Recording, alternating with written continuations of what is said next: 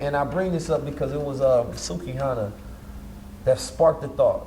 During the interview, she said, I ain't nothing. I don't know why people think I am. They treat me like I'm something, so y'all getting confused. She said, I'm an adult entertainer, right? And I thought about that. I said, wait a minute, right? You have these women who are adult entertainers. And normally, you can differentiate. That's an adult entertainer. You talk to her, you see her a certain way. You have zero expectations for her outside of that. That's just relegated over here, right? But now we at this point where you're treating adult entertainers like role models, so you have expectations of them, right? Because they hop in this thing called rapping, but rap is a skill. It doesn't mean you're part of a culture, right? But we treat them as if they now have a role in this culture to be a model for citizens. Why? Because they do, because now you have influence, because now different demographics that's within the culture look up to you and emulate and want to clone who you are. So while you saying that you're not nothing and you're selling adult entertainment to the world, the little girl say, I look up to you, I want to be that and sell the same thing. So then the parents say, wait a minute, you now have a responsibility because it's going to be very hard for us to filter out everything that our child looks at. So, but that does come back to the household. But I only wanted to bring that up for people to be able to see and filter the difference of what they're looking at. And we know, like in the movie, those are the parts of the culture that get cloned the most. The pimps, the prostitutes, the killers, the drug dealers. That's right. Right? Not those who are the intellects, the scholars, the leaders, the revolutionaries, the innovators, the inventors, the modest women, things of that nature. The 19 keys. The 19 keys. I appreciate my pops for teaching me how to be a guy. From a boy to a man, and ultimately back into the natural state of being into a God. As guys, we're supposed to always move with that higher self. And I had to be able to execute it. Having knowledge is not power, the execution of knowledge is power. Knowledge makes a man unfit to be a slave. Because the only real knowledge you can get is knowledge of self.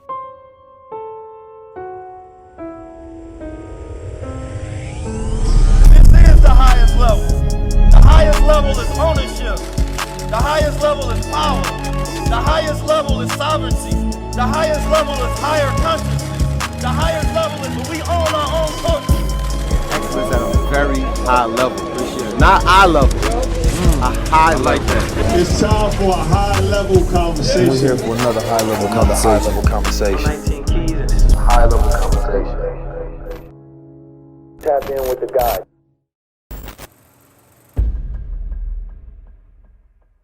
Peace, family. 19 keys.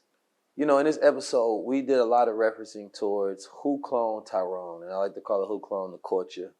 And the reason we did that is because it allows us to break into many different topics.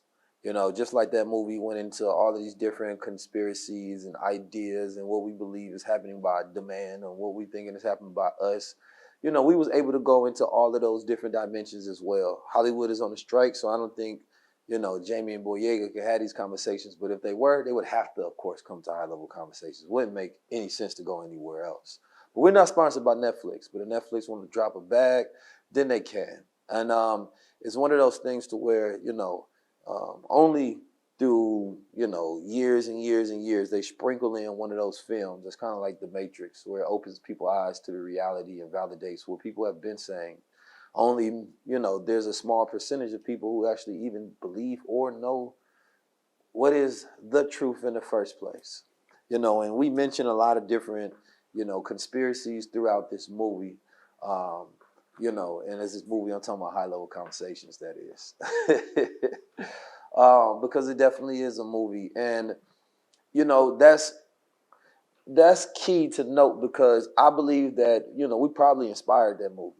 You know what I'm saying? And that's because there are no high-level conversations anymore besides the ones that we're doing. And there's some other people that's doing it, but I'm saying that on this level. There's no films that's being made about these things. Where you're talking about chemtrails, you're talking about fluoride, you're talking about things in the water. We may be discussing and you can decide what you believe and or know to research and or be true.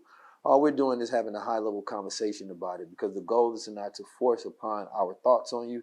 The goal is just to get you to think, right?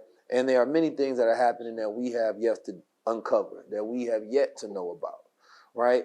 And I want people to comment what your questions are. I want you to comment what you think is going on in the world. I want you to comment what you think is the truth, right? And I will be answering some of those questions in video on 19keys.tv.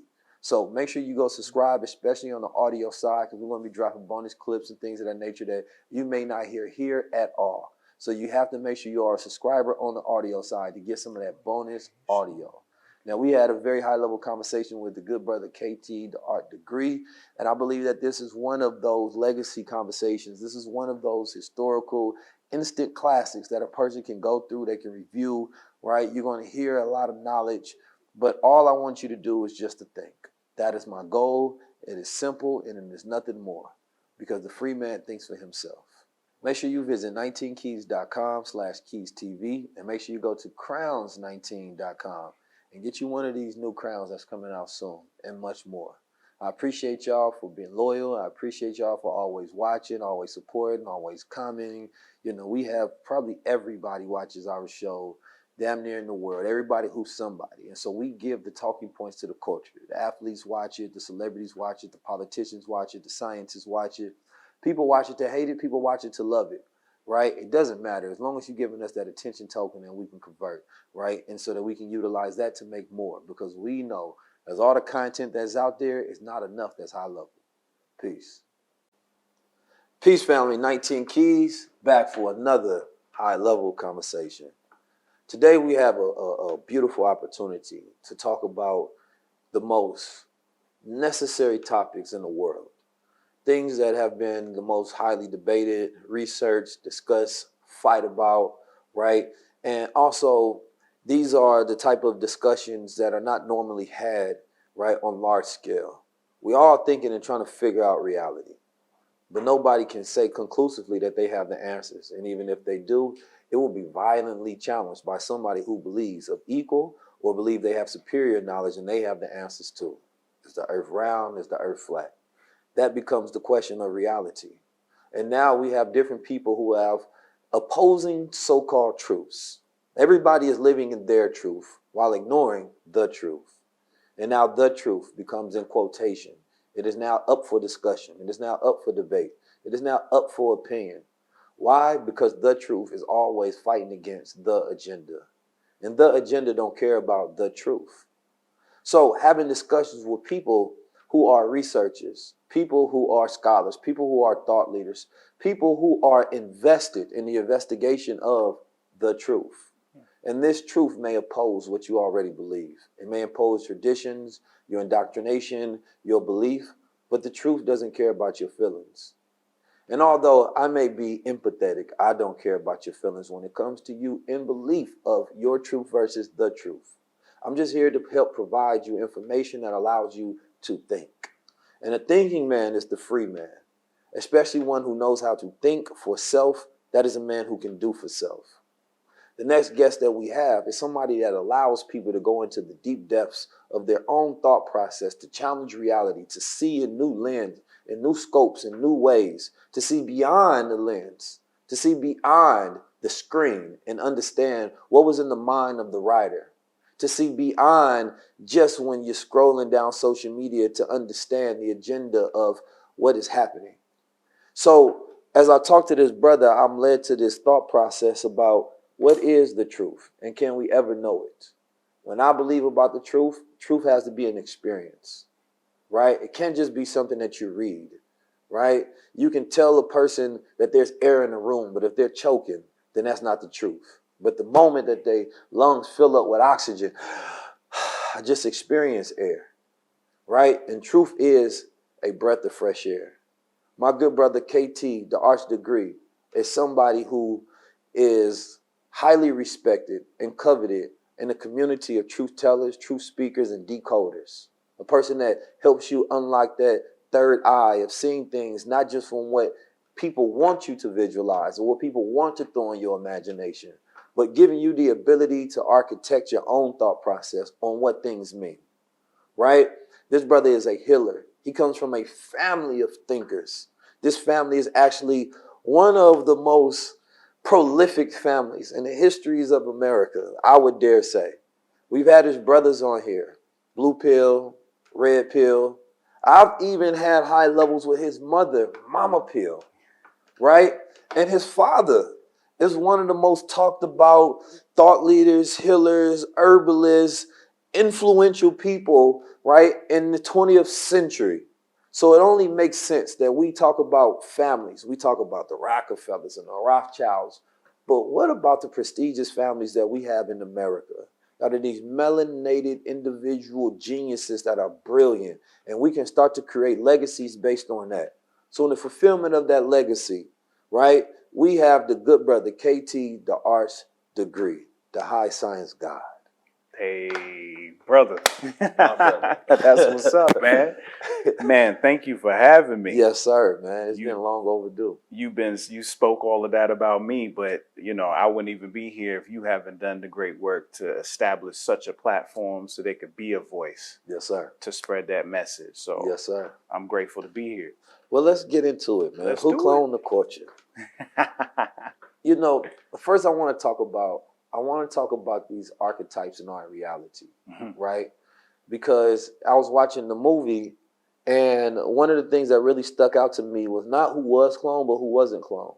Right. Right? Because everybody was focused on who was cloned. There's a reason certain people weren't cloned. Right. It's because if you clone these people, right, then they oppose this structure, this plantation that you have set up. Exactly. There will be no clones of KT the Arch degree, not by the system. No. Right? So the reproduction of that thought process has to be led by us actually disseminating this information and, making this a tradition to speak truth, to be investigative with your mind. But we know that one of the chief things that we have in our community is the lack of appreciation when it comes to intelligence. Because in the media, we had Urkel back in the day, but, they never showcased Urkel being a cool guy that gets the girls, right? So therefore, brilliance wasn't appreciated. And then when Urkel cut off, then that's when all of the negative programming, the gangster, the drug dealer, right. These archetypes have been cloned over and over and over and over and over and over. And to this day, we see shows like BMF, we see shows like Power. They're very popular because the same archetypes, the same stories and narratives are played over and over as if, and here's the thing, as if that's what American Black culture is. And the reason that I'm so passionate about dispelling that is because when I went to Africa, they knew who 50 Cent was, but everybody didn't know who Malcolm X was. Right? And so when they see you, Black American, coming over to Africa, you're just like 50 Cent. You're just like Carter G. Woodson, or you're just like Malcolm X, or you're just like, some people didn't even know Marcus Garvey, even though the flag has a black star in it. Right? So when we talk about these histories, the representation that people filter us off of globally is based on the industry, not even based on hip hop, because the industry controls the export of hip hop, which controls the messaging, what's get funded, right? What's get pushed around. So, therefore, we don't have the ability to be properly seen in our true light because the best gift that we've ever given the world is not hip hop, right? It's our social activism. It's our scholarship. It's our leadership, right? It's the transmutation of the oppression and then showing people how to take that and continue to build and continue to fight. We've given the world more leaders in 100 years than any other nation in the history of the planet. And so our contribution is these social advancements of freedom, justice, equality, our innovations, our inventions, our expression. We really showcase people what it's like to utilize these melanin powers. Yes. So I beg the question again. Why aren't certain people cloned? Well, the funny thing is with Yo-Yo, you know what I'm saying? When we first see her character, she's an activist off the rip because she's tired of it. She going back and forth with Slick because she's tired of everything, right? She's not settling for the norm. Now, it might have been on that level, but as the movie goes on, they continue that same narrative. She's the glue that kind of binds Slick and Fontaine together. You see? Because Fontaine's character, his name is Fontaine. Yeah. And Fontaine means fountain or fontanelle, which is actually, when babies are born, they tell you, oh, be careful with the top of their head. It's still soft. And that's because the skull hasn't closed yet. The brain is still exposed. And that is the fountain of energy that's able to exit and enter back into the body. So that's what Fontaine represented. He represented water or the fountain. And then he represented Slick, but she was Yo-Yo because she was actually the one that brought them together. Without her, they would have no reason for them to work together. You started off deep, man. 'Cause you said something already about the baby's head that was just powerful. Because just that idea, and this is why people would be asking when we in conversation, I stop my guests sometime because they may say something that is profound, and you're going to continue to flow, but there's certain parts of it that I think is powerful. Before that baby head is closing, before that skull, you're talking about the energy still being able to go inside, right? And that's part of the forming of who that child is. To tap in. Right? Yes. Like, even in the process of cloning, when they clone, you know, every clone is not the same. And I'm talking about like real cloning. Like, they took 226 tries to create Dolly, right? But what they realize is that environment, right, can change characteristics of that clone to where they may not be exactly the same. That's right. And that's important to note. So, you know, the process of just taking a person's, you know, DNA and things of that nature is not just a deciding factor of who they become. Oh, no. It's the environment, it's conditions that produce those traits. Oh, yeah, because when you deal with us and our development, we all think it's all based on genetics, but it's actually based on bioelectricity and algorithms. See, the algorithm is going to be dictated by the environmental stimuli that you're in. Give or take what type of environment you're sitting in at the time is going to tell that algorithm, okay, what type of energy patterns need to flow. And you can clone as many as you want to, but all those clones are going to be different. That's why they come up with the term variants. You see, because in the term variant, yeah, you got clones, but then you have all these different versions of these clones.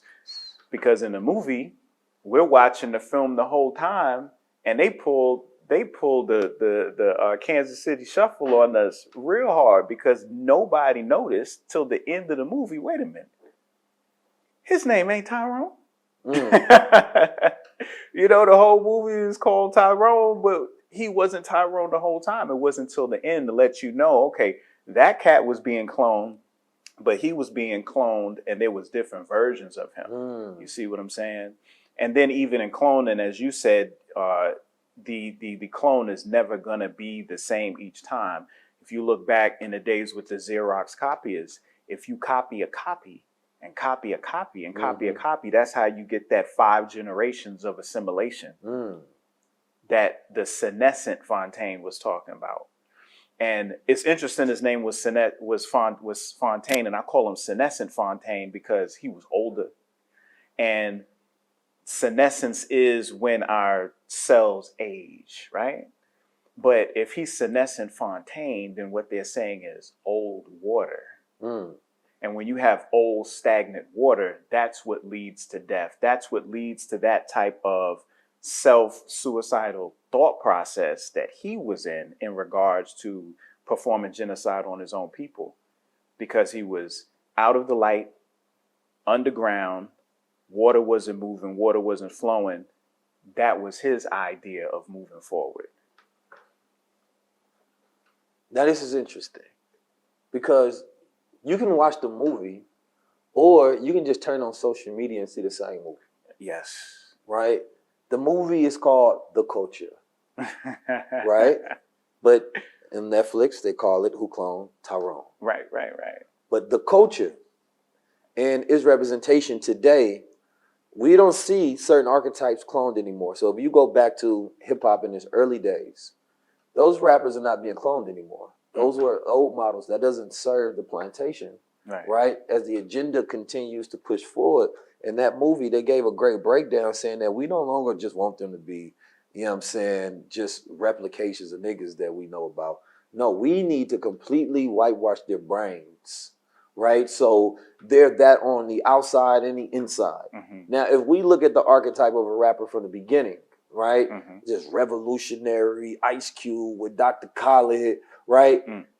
We don't need that no more. That's obsolete. Tupac is having his greatest year ever. Tupac, it's the foundational model that every rapper has cloned a certain persona and variants of Tupac into their DNA. Exactly. Everybody has put some Pac in their DNA, right? Because Pac would sit there and have these conversations And it's even in the way that people do interviews. Like when he high, I don't feel like talking about that, man. You ain't asking me nothing. And then you see like this lazy swagger that rappers have, like, I don't want to talk about that. Or sometimes they on some gangster stuff like 50 Cent. 50 Cent, when he came out, he was a variant of where it was like the new Pac that came out, right? Kanye West talks to him saying that he the new Pac. Right? So this variant DNA that's embedded in hip hop, Tupac was the archetype, right, of the hyper masculine but revolutionary militant. And that's because he went to the school of arts, but he had these parents that was revolutionaries. So the diversity and the dichotomy of Tupac was a very unique one. But they said, we don't need all of that, right? First of all, we just need, give me the ignorant and the gangster part. That's right. You know what I'm saying? Give me that part. And that's what we're going to put into our next one, right? Well, they did that in the movie because one of the most profound statements that the senescent Fontaine said was, yeah, the hair, we found that's real stubborn, you know, because they started picking out certain things so that they can make that assimilation, but they couldn't with the hair. That's why they kept having all the light-skinned people in the movie that still had, ironically enough, afros. You know, I took that personal. Yeah. I took that personal, you know. But the interesting thing is the term that you use is culture, right? And that's the term in scientific phenomena. That's what they do. They culture in order for them to develop a clone. You see what I'm saying? So whether you're talking about our culture or agriculture or any type of culture, it's still a petri dish. It's just on a larger scale, you know, and they can nitpick what they want and create certain environmental factors so that they can dictate what is grown and what dies. Wow. And so it's so many different ways. Like this thought, I'm not gonna lie, it's one of the most interesting, thought-provoking movies of all time because it sets the stage for all the conversations. Oh, right. It's like, you know, the director or whoever wrote the movie, you know, they all know about John Boyega. He knows high-level conversations because he follows me. You know what I'm saying? So he'd be tapped in. Nice. And I think that's a good brother. You know, and so when I say this, I don't say this as disparaging towards him whatsoever, because I rock with John Boyega, right? Yeah. But it's like even the irony that his character is from the UK, right? Playing a character that's from America, right? It's sort of this interesting thing where it's like they always go get these characters outside of America to play specific aspects when we talk about the American story that actually triggers us. Yes. Right? Because this whole entire show is very triggering, right? Because we talking about the crack epidemic, we talking about GMO foods, we talking about, right, the Yakuts, we talking about so many different things. We talking about the music. And the main character is not from America. So his DNA is not affected by the realities that we live and how we're triggered by it when we see it. They did that with Malcolm X. They did that with 12 Years a Slave, right? They did that with Harriet Tubman, the recent show Snowfall, about the crack epidemic, and it's not played by a person whose family actually went through it, right? And shout out, I love the UK, I love London. It has nothing to do with the actors themselves, but it's very interesting that's what they keep repeating this. One could say that these are like clones or variants, right, to play people. And it's like, what is this replacement? What is going on, right? And I feel like it was brilliant to even cast him in that role because then it creates layers to the conversation as well. Right? You know, he played in another movie where he was a clone. Right, and that was in Star Wars. Right, when they thought he was gonna be the Jedi, he ended up just being a clone. Yeah, exactly. Right, which was a whole nother. And I'm really just thought about that right now as I'm actually talking about him, which is interesting. Yeah. I mean, he was a stormtrooper, and all stormtroopers are clones. All of them are. Yeah. So when they talked about when they had the movie Attack of the Clones, that whole movie was about, you know, the stormtroopers that was all cloned after the Fett, what do they call, bounty hunter. The Fett family bounty hunters, they needed to clone off him because he was so efficient in how he was hunting and being able to kill. It was like, we want to clone off that. And he ended up playing a stormtrooper. That's who he played when he got introduced in the Star Wars franchise. So he came in with the whole clone energy. Right. And off the rip. they disappointed us too, because everybody's like, we got a black Jedi. He Nah, about to have some power. He about to use the Force. And they was like, they got a clone. Psych. Even he couldn't even. How will you build your wealth? How will you control your time? How will you develop your skill sets? Skill sets are your assets because it is something that you can utilize and leverage, especially once you get the knowledge to learn how to be able to control your reality, to be able to go wherever you want to be able to build whatever you want to be able to eat whatever you want to. It changes from when you're on survival mode at the lowest level, so now you have skill sets that you can pay for your assets, you can start to build wealth, and that's when you're at the highest level. Marcus Garvey was somebody who was a revolutionary. He had the spirit of an inventor. He had the spirit of an innovator. He had the spirit of an entrepreneur. He was one of the first to be able to give people certificates of stock shares in his company.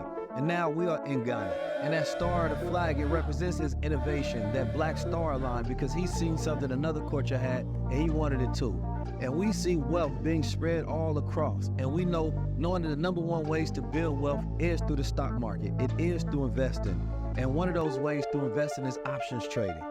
That means that you can make money either daily, you can make money monthly, you can make money weekly, you can make money yearly, depending on the strategy that you have. Now, I know most people is out there trying to figure out, well, how do I do that? How do we see individuals like Aristotle, where he gives his trades daily, and he has thousands of people and they're making money? Is it real? Well, the question is, it has to be if it's transparent, because nothing is being hidden.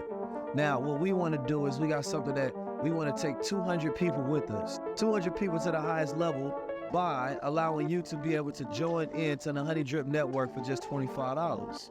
Now, the reason we wanted to do $25 because we wanted to make sure that it was the lowest possible excuse barrier on the planet Earth. That if you can get the AI, if you can get the courses, if you can get the ebook, if you can get the teachers, if you can get the Discord, and every single thing that you needed, what's in front of you left? Just excuses. So, me and my brother Aristotle's eliminating excuses for the next 200 people. Jump in, join in, learn how to trade, start making money today, and see if this is a skill set for you. Peace.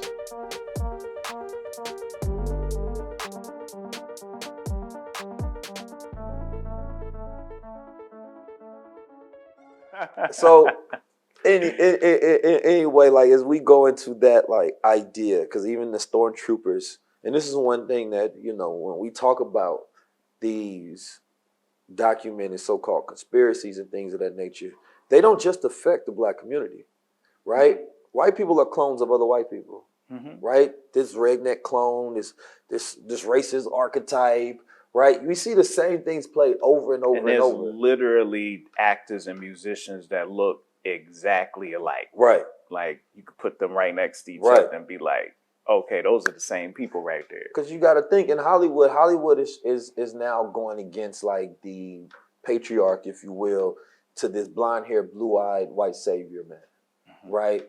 And but so many years, that same archetype, that same clone has just been utilized as the main character, right, or the supporting character, right? And so Hollywood had these same things over and over and over, the same tropes.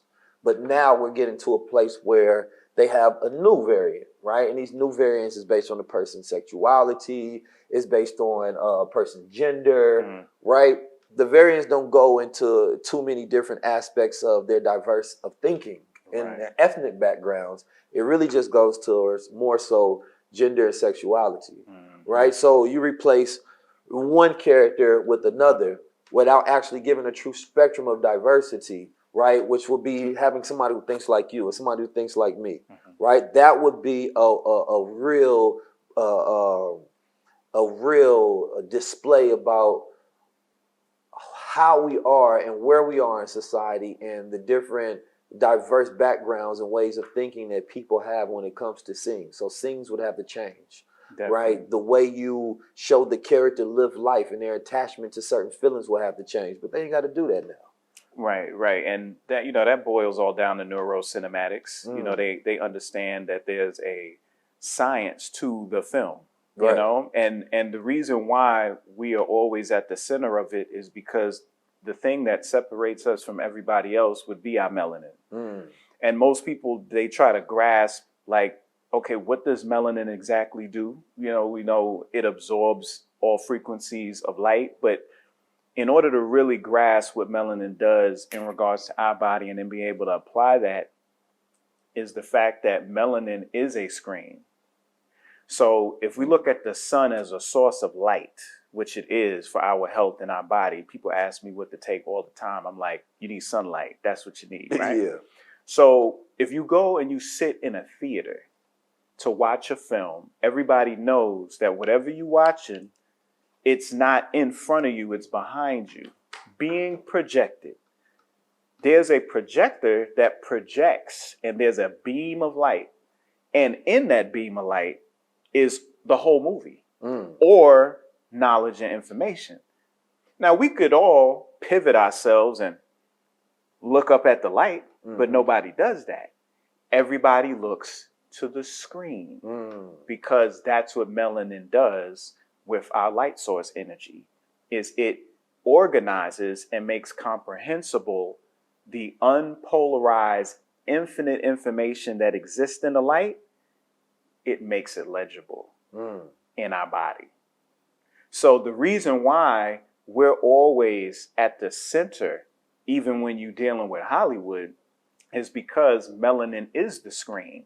There would be no film without darkness involved in the first place. No, that's a fact. You know, that gets me to, there's a concept called the dark night of the soul. Oh, yes, Valpurgisnacht. Yes. Yeah. And a lot of people are going through a dark night of the soul right now and don't know it, right? People that are, you know, oftentimes it happens after some major event, right? Where a person going through a divorce or a loss of something that possibly they attach to their identity. Right. And losing that makes them have to restructure who they are, refine their purpose, their what and their who. Like, why am I doing this in the first place? Because now everything's becomes rearranged, and now you have to re-question when you thought you had it all organized. Right. And, you know, it takes people through this spiritual dryness. And this spiritual dryness creates this disconnect from God. Right. Right. And society is going through this spiritual dryness. Right. Right. And this spiritual dryness means that do whatever you want to. Don't be judged for it. God is not watching. God is not real. Right. So it's becoming more of a godless society. And so, you know, even you start to see the used to be Christians turn the cross upside down. You start to see more of, you know, these symbolisms that don't represent these traditional systems, but it represents a disconnect from those systems. But unfortunately, it also takes people to this opposite polarizing that if I don't believe in God, then I must believe in this darkness. Right. And the spiritual dryness is what the world is going to. And people have to figure out a way to find that reconnection to purpose, reconnection to source. Right. Right. And so that means that there are less people being fulfilled. There are less people finding reasons in reality. So less people want to have children.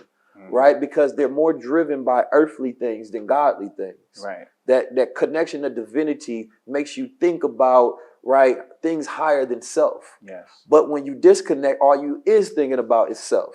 Right. So all of society is on a spectrum of narcissism, and some are higher than others. Right. And so, you know, this dark night of the soul, you go through darkness, but the darkness has a purpose. Oh. It's supposed to take you through the darkness for the specific purpose of reminding you the importance of the light. Of course. Because when you forget it, you're going through this dark part, and it's like, you know, I'm only taking you through here. It's like if you cut off a person's light, like I'm just showing you like the appreciation you should have when the lights are on, because now you can see what you're doing. You can navigate in this world. That's right. But people go through that darkness and they get stuck. Now that they're stuck in this, they're depressed, right? Because they're not learning the lesson. And so until you learn the lesson, you can't get out. Right? It's like you're navigating in a dark room and you have to find your way to the switch. Right? But people just stuck in a dark room complaining about the lights being off, not understanding that they have the power to get into motion, to activate the light. That's right. Right? And now once you activate the light, you didn't even realize you had all these opportunities, all these things around you. Right? You could have been thirsty in that darkness, not realize there's a water right next to you. But because you didn't activate, you never opened up the opportunity to utilize your resources. Right. And so I want people to understand that this moment, this cycle that they're going through is not a forever period. Right. A lot of terms that are, utilized in the medical community from a psychological level. People are going through spiritual crises, and people are not being diagnosed for their spiritual crisis. Even though our ancestors deal with the spirit, they didn't deal with psychology, right? You know, they dealt with the whole body. They dealt with metaphysics. They dealt with things in different dimensions. And this is how they was able to pull a person out of a place where they got stuck in that darkness. So I brought that up because I think that is very pivotal of why people continue to choose to be clones as well, right? Because they feel like, man, maybe if I be a version of them, I can get out this place that I'm in, right? Maybe if I try to be a drug dealer, then I can get out the streets, or I can make me some money, or I can have the woman that I want to. So I'm going to clone and replicate myself like this, instead of really understanding who you are and developing the value of your own light to be able to create a shine in this world. You see somebody else's light, and then you want to duplicate that, but it actually sends you into a dark place because you're no longer being yourself, and you're getting further and further away from your own light and presentation.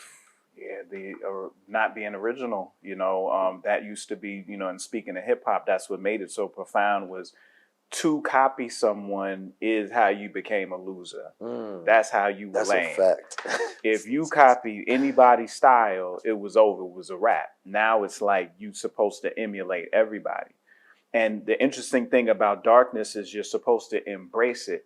And you can see that everything can be copied, no pun intended, with our own health and our metabolism. So when we deal with darkness, this is alluding to circadian rhythm. This is the balance of our daytime activity when the sun is up versus our nighttime lack of activity when we're asleep, right?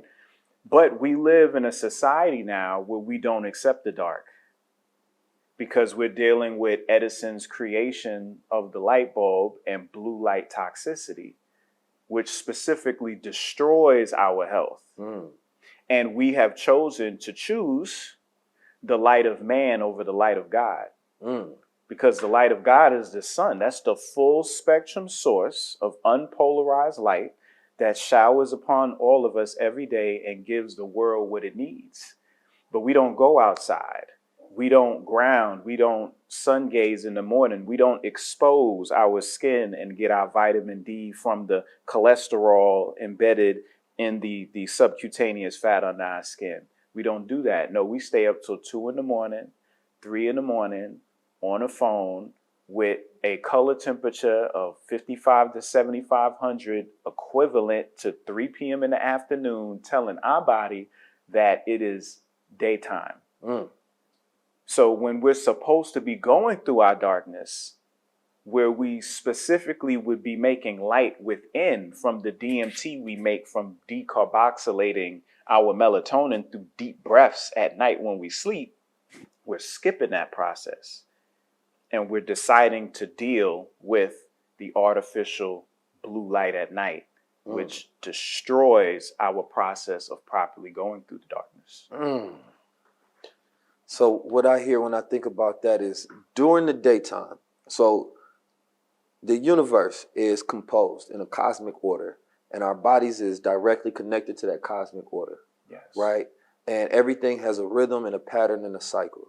So during the daytime, there's enough sun to do everything that the body needs. Your body goes through these biological processes. And at nighttime, the only night that is prescribed by God is the moon, right?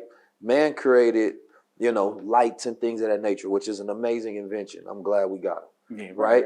But it's the overusage of them, right? To where, you know, light is radiation. And so when we don't think about light as radiation, right? Because when we go into the sun, we're exposing ourselves to radiation constantly, right? But the eyes being the outside of the brain, having constant exposure is not good, which is why we have lids, right? We have these our ability to close our eyes, because that constant exposure would not allow the brain to ever sleep, to shut down, because you have to constantly process light. That's right. So now it's like a person sitting there just taking notes all day. It's like, damn, when can I do something with these notes? You just sitting there in your brain like, all right, more information, more information, more information, more information, more information. Like, when can I download this? Like, can I do something? It's like taking a bunch of money and you can't make no deposits. You know what I mean? Like, if you have all this money in the house, it's just sitting there like, You have to have some time to be able to go to the bank, deposit that money. That money becomes a digit. Now you can wire that money. Now it's on your cards. Yes. Now you can leverage your wealth. Right. But the knowledge that we download is our wealth, or the knowledge that we intake, right, can become our wealth to where we can distribute and do things with, right? But unless we have time to process and download it, it's not worth it. And the same thing with food, same thing with information, same thing with everything. Right. So instead of that information, it becomes inflammation, right? And so when you're supposed to be in the dark at night, you're actually in the light. So now your body is not able to switch from these different cosmic bodies, from that sunlight, from that moonlight, right? And understanding those differences in the transitions that the body goes to. There's less radiation outside, right? So now your body has less to deal with, right? So now it can actually go through those processes to where by the time I wake up, I am refreshed. I am a new person. I am learning. I am this new man and this new woman. I'm ready to go. I've been charged up. But if somebody constantly takes your phone off the charger at night, right? And you understand that even your phone is constantly using battery while it's being charged. That's right. Right? Because if you take that phone off the battery, even if you don't use it, just for that phone to not die, as they say, right? Right. That phone has to constantly be plugged up. Even if you put it on airplane mode, which is like going to sleep, eventually that battery still dies because it takes power to charge up your body. That's right. That's right. And people think that energy means, oh, I got all this energy moving around, jumping around, doing all these activities. But that is not energy. Energy is the rest period. Storage is the energy. What we see as activity is the dissipation of energy, you know, and we see this with the scales of Ma'at, which represent the kidneys, where you see the heart and the feather, because the heart represents the storage of energy and capacitance, and the feather represents the discharging of energy. And what's happening in the hall of judgment is that is getting weighed against one another. That's how they're able to know your deeds. And then our ancestors show us with the Yahweh cross of the Congo, and even with Kemet, when you see Kepara in the morning, right? I talked about the fontanelle. We all know the fontanelle in the top of the skull is the Kepara scarab beetle. This is that red sun that comes up in the morning. That's why the beetle is holding that red sun. That is the birth. That is the child. That is spring. Which is the best sun. Right? Oh, yeah. You get out. It's cooling. It's relaxing. It's invigorating. And it's programming all of your chronobiology. You got timing mechanisms in every organ in your body waiting to be tuned properly. And that sun is doing it by way of something called your pupil. And we all know that's the student. So it's like, what are we learning, right? Right. So then we go to Ra, which is noon. The sun is above. That's when it's its most strongest, just like Ra is strong. Then you go to Atum, and Atum is the old man. And he's getting old. He's wise, but he doesn't have as much energy. That's that setting sun. And then we get to Amun Ra. He's the hidden one. No light. That's when we're into the deep sleep and we're really doing the necessary regeneration inside of us. So that was deep, because, you know, when I talked to Baba Haru, he was giving a similar breakdown of understanding the different gods in Egypt and the personification and symbolism that they represented, right? And of course, this is why the sun is so important, because the sun is the corona and it's your crown. That's right. Right? So when you're stepping out into the sun, that sun is feeding you directly. It's hitting that crown. Yes. Now, we got these coils on our head to where, you know, it cools us down. This nice, kinky air cools us down from stop being too hot. Right. So you walking around with your crown on, and now you cooler, yes, right? Literally than everybody else. And it's funny because when people see my afro, the first thing they say is, "Oh, brother, you cool, You brother. cool, like, you a cool brother." This, yeah, actually, I am quite cool. Yeah, this hair is keeping me cool. I appreciate it. You understand me? And it's like, but a lot of people aren't crowned because they don't go in the sun. Yes. Right? So you're not even walking around putting that crown on, allowing you, right, that energy to feed you, right? So that you have more energy activated for the mind and for the brain, right? So that your body can absorb that, and now your crown chakras of intellect and reasoning, which is so needed right now. And I know we're going through, they say, you know, in the last 125,000 years, that this is the hottest recorded period, right, on Earth. That's what they say. So, you know, that's what they say anyway. But I can say it does pay to have some good melanin. Yes. You know what I'm saying? So it's like, you know, that dark human being, that blue black, right? They're going to, they got the absorbing powers. That's right. They good right now. They gonna be good during this time. That just right? means more dense of a message. Absolutely. Is coming through right now. Right. So, but, you know, I want to pivot just a little bit, but this is all towards the same thing. This is concept, right, about the Barbie, and Disney and the princess. And what we see is when it comes to women, a lot of times they become clones of what they've been programmed to see through the movie and the messaging. Right. Ideas of marriage and things of that nature. But specifically when it comes to this princess and this Barbie ideology, the princess versus the queen mentality, right? The Barbie versus the Ken. Society is at a point where, you know, Nicki Minaj, she came out as the Barbie. Yes. Right? And now you got Ice Spice as the new Barbie. Right? Her marketing genius was the fact that they came out, gave her a particular archetype. She got the little new Barbie doll look. Ginger. Right. The curl. ginger that's going on. And it's more so for the children. Because the children are the one who plays with dolls. They play with the Barbies. They see this as like a cartoon character. Somebody they want to emulate. Somebody they want to clone. I want to be like this person, right? And everybody knows that everybody wanted to be like Cardi B, right? So you have all of these new Barbie archetypes, the colorful hair, you playing with the different wig sets, the same way you put them on the dolls, right? So this emulation on how we played with dolls, it now becomes this grown version of how women started to, you know, design themselves based on this.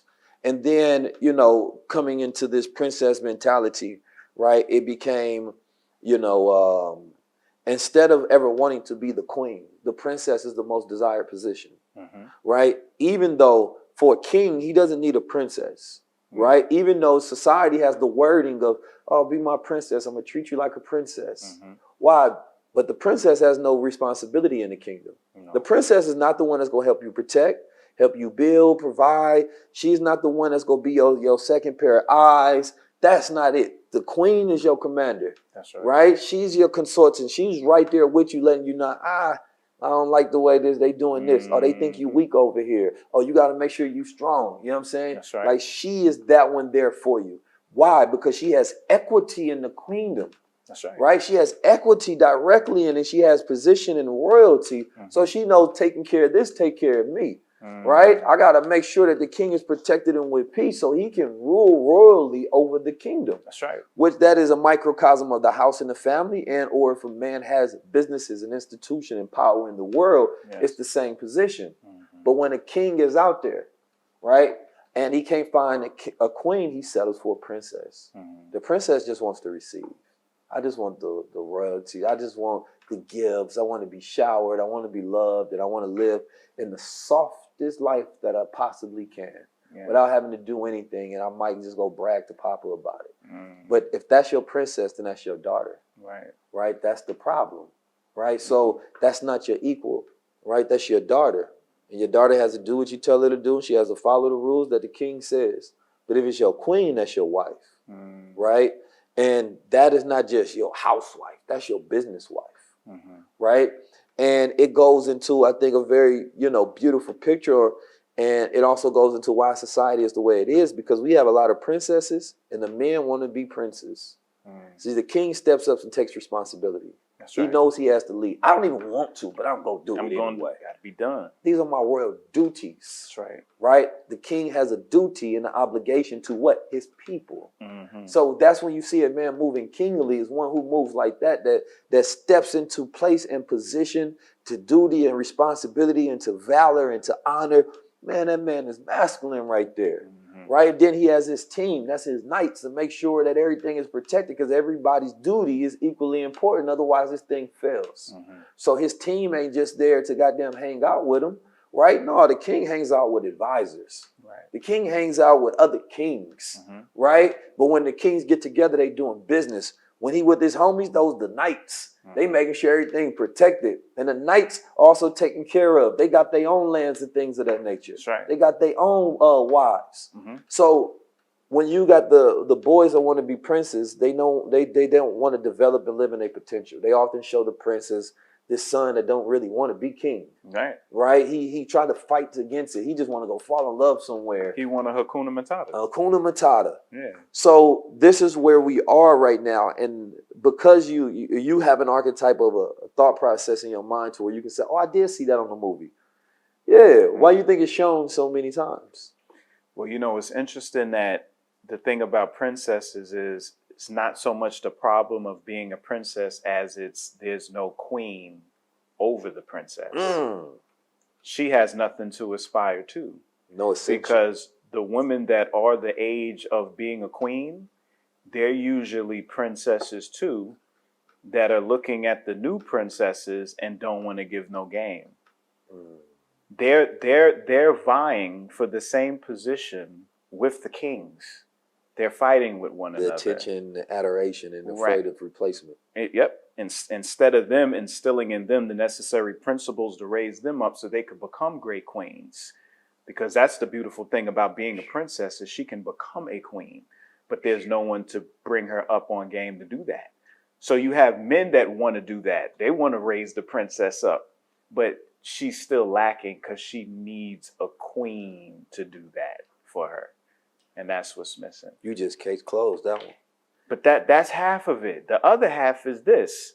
You'll find that in the body, because what the queen represents is the mitochondria, which is only passed down through the woman, matrilinearly. You get it from your mama, right? That's what Juvie said, right? That's how everybody gets their mitochondria.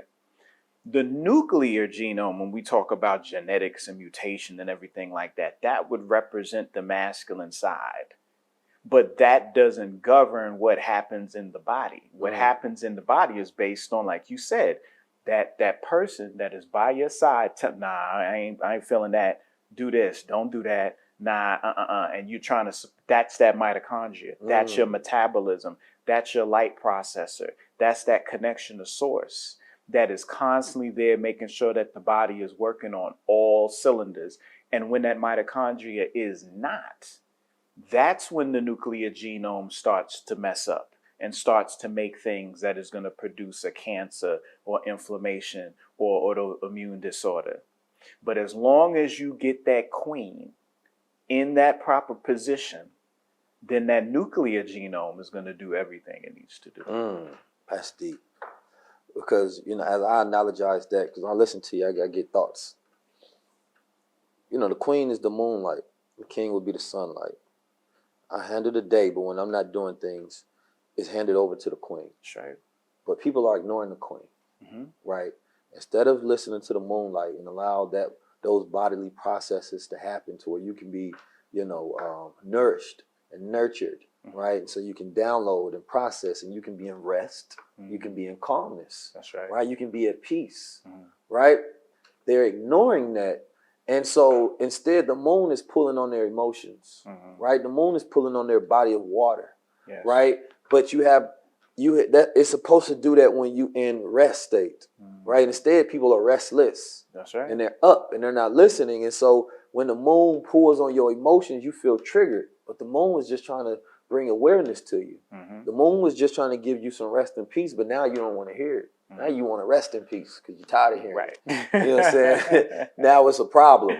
The queen was just bringing up what was necessary. Yes, you did all that thinking in the day. You was lighting up the kingdom, but now listen, let me handle. This is what I do. Right? The earth gives you these two cosmic bodies on purpose. It's not by accident. No, not at all. You have to be connected to the sun and the moon, but nobody want to listen to the sun. The sun, the male, right? What about the moon? The womb, right? But when you listening to the womb, this is the giver of life, right? Her treatment is necessary. Listening to her is necessary. But the sun is so evident. It's there. It's harsh. It heats. It gives energy. It does these things. But you don't realize the power of the moon. The mystical. Because after you get all of that energy, the moon is there so you can process it. That's right. You know what I mean? And that's the important part. And so when a woman is properly in, and male and women, because we talk about the balance here, but when she's in that proper, moonlight, when she's in her feminine essence, when she's in her queendom, right? But like you said, it's not the king's job to make the princess a queen. It's the queen's job to make the princess a queen. That's right. It's not the woman's job to make the little princess or king. It's the king's job To make the prince right? king. She does help cultivate his mind and make sure that too many things are not pulling him away from what his duties are going to do. Mhm. She makes sure that he respects his father and he respects the man, so he wants to become one. That's right. And this is where we see where we at now is the young boy don't want to be a man because the man is so disrespected in his own kingdom. Mhm. Right? The man is not now no longer looked up to. Even the position of his patriarch is now looked at as toxic. Mhm. Right? Because the king is a patriarch. The queen is the matriarch. That's right. Right? But these two both exist within the kingdom. That's right. Right? And so people forget that as if the matriarch and the patriarch cannot exist. But your father is literally the patriarch. Your That's mother is literally the matriarch. That's right. So when you talk about the patriarch being bad, you're literally talking about male leadership being bad. And the reality of it is you meant this historical context of incorrect leadership when things are out of balance. You're talking about white patriarchal intellect, more so when you're speaking about the histories, right, of colonization of Europeans and things of that nature. You can't, like, because the Ma'at laws, that's matriarch energy. That's right. Right? We was in tune with the goddess white to find balance. Man in his material world, but also the spiritual world. That's right. Right? Understanding the deeds of man, as you said, to bring things back into their proper function. That's it. So this idea that patriarch has to be the enemy while matriarch has to be the savior only creates a war in between, which there's no balance if there's no peace. Right? The woman is never going to destroy the man. The man is not going to destroy the woman. For them being at war makes no sense. Not at all. They have to be in cooperation because this is an operation that they have to co-op together. Right? So there has to be duality within their existences. Because unless you stop loving women, there's no agenda wars. You know what I'm saying? I still love women. I love women. You know what I'm saying? Y'all might be wilding. Fellas might be wilding. But shit, so I what? love me some women. I don't know about the next man. Yeah, but I don't know what they got going on. But we see that in the movie too, because what did she end up creating? Once she got caught, they came together. Because remember, right. That what brought everybody together. Fontaine gave up. Slick gave up. Right. He was like, man, I never even won the 95 Pimp of the Year because I'm a clone. I never even won it. He said, I ain't even that, right? That's deep right there, you know, so when and why did she get caught? She got caught, and this is where the AI comes in. She got caught because she decided to write a handwritten expose on what was going on with her own mind, addressed it herself with stamps, and put it in a mailbox. And that's what got her locked up and thrown in a padded room, seen as crazy. And see, once she got incarcerated, once she got locked up and put in a crazy house, that's when the men stood up and came and was like, yo, we need to save her. We need to get her right. And they didn't even see her as a threat because they figured as long as we have you demoralized, right, you're not a threat at all because you're not about to be a mother. You're not about to teach no sons, none of that. Right. It wasn't until she became radicalized with the truth, right, that she became a threat. Because remember, the guy that had the code words, he had no code word for her because she wasn't a clone. Exactly. He was like, you're just another hoe. We ain't worrying about you. Like, you're not even a threat to what we got going on. You fit in here perfectly because we don't even have to create a matrix for you. You're following a template. We don't have to clone him. It's this guy that's masculine. We got to keep cloning them. He got to be in some hyper masculine, right? But with her, it wasn't until, like you said, she utilizes her own mind because she learned the truth and she's like, I got to spread this. And the Black Panther Party, they, you know, now the new Black Panthers, they look at as the Marvel movie, right? Like even Marvel cloned all of our historical figures and made characters out of them. Like we are happy that what's the guy who created the Marvel characters? Stan Lee and Jack Kirby. We talk about him doing it. We talk about him whitewashing civil rights figures. We talk about him whitewashing black leaders, and we say it in a proud manner. Like, why couldn't you just make the character black then? You know what I'm saying? Because Spider-Man is black. I don't care nobody. His story, he grew up. Toby. He grew up with his auntie. You know what I'm saying? He ain't Hey, had no mommy Spider-Man and story is daddy. dark. You know what I'm saying? The whole Spider-Man story was of a young black man in the hood. Right. You know what I'm saying? But people get mad when the characters get turned over to black, even though the inspiration was. So it's like if we had a black Magneto, people would be mad. They keep turning everything into woke. It's like, but that's where it comes from. You know what I'm saying? Definitely. If you had a black Professor Xavier, it was based off Martin Luther King. and Malcolm all day. You know what I'm saying? Was the two of them. Come on now. Yeah. I relate to those characters because it's part of my story. Yeah. That's not the white American story. That's the black American story. That's his struggle. And then in America. the whole concept of X-Men with them having this special gene that allows them to just do all of these amazing qualities that have to deal with And they manipulating hate it for it. electromagnetic frequencies, and it happens when they hit puberty. It's like, come on now, who you talking about? You know what I mean? And that's why I was saying, like, only the character. There's only a few black X-Men in the movie, and you got Storm, right? And then you got well, it's funny because Beast to me is always like a representation of the smart black man. Yeah, that's You know what why I'm he's blue, blackish blue. You know what I mean? He's mad hairy. You know what I'm saying? He got the hair everywhere and all But that. he's shown as a beast when he's in his intelligent mode. Yeah. You know what I'm saying? And so same thing with the other blue character, Mystique. Mystique, that's another one. And then it's Nightcrawler. Nightcrawler. Yeah. Instead of making them black, they just made them blue. Mm-hmm. You know what I'm saying? Because if you look at Nightcrawler, he was deep. You know what I'm saying? Nightcrawler had the knowledge. Well, blue is another name of saying melanin because not only do we have the substantia nigra in our brain, which is affected by pallor, the assimilation, you know, the loss of melanin in the substantia nigra leads to Parkinson's, but that also plays a role with the locus ceruleus. Okay, so the locus ceruleus is called the blue spot.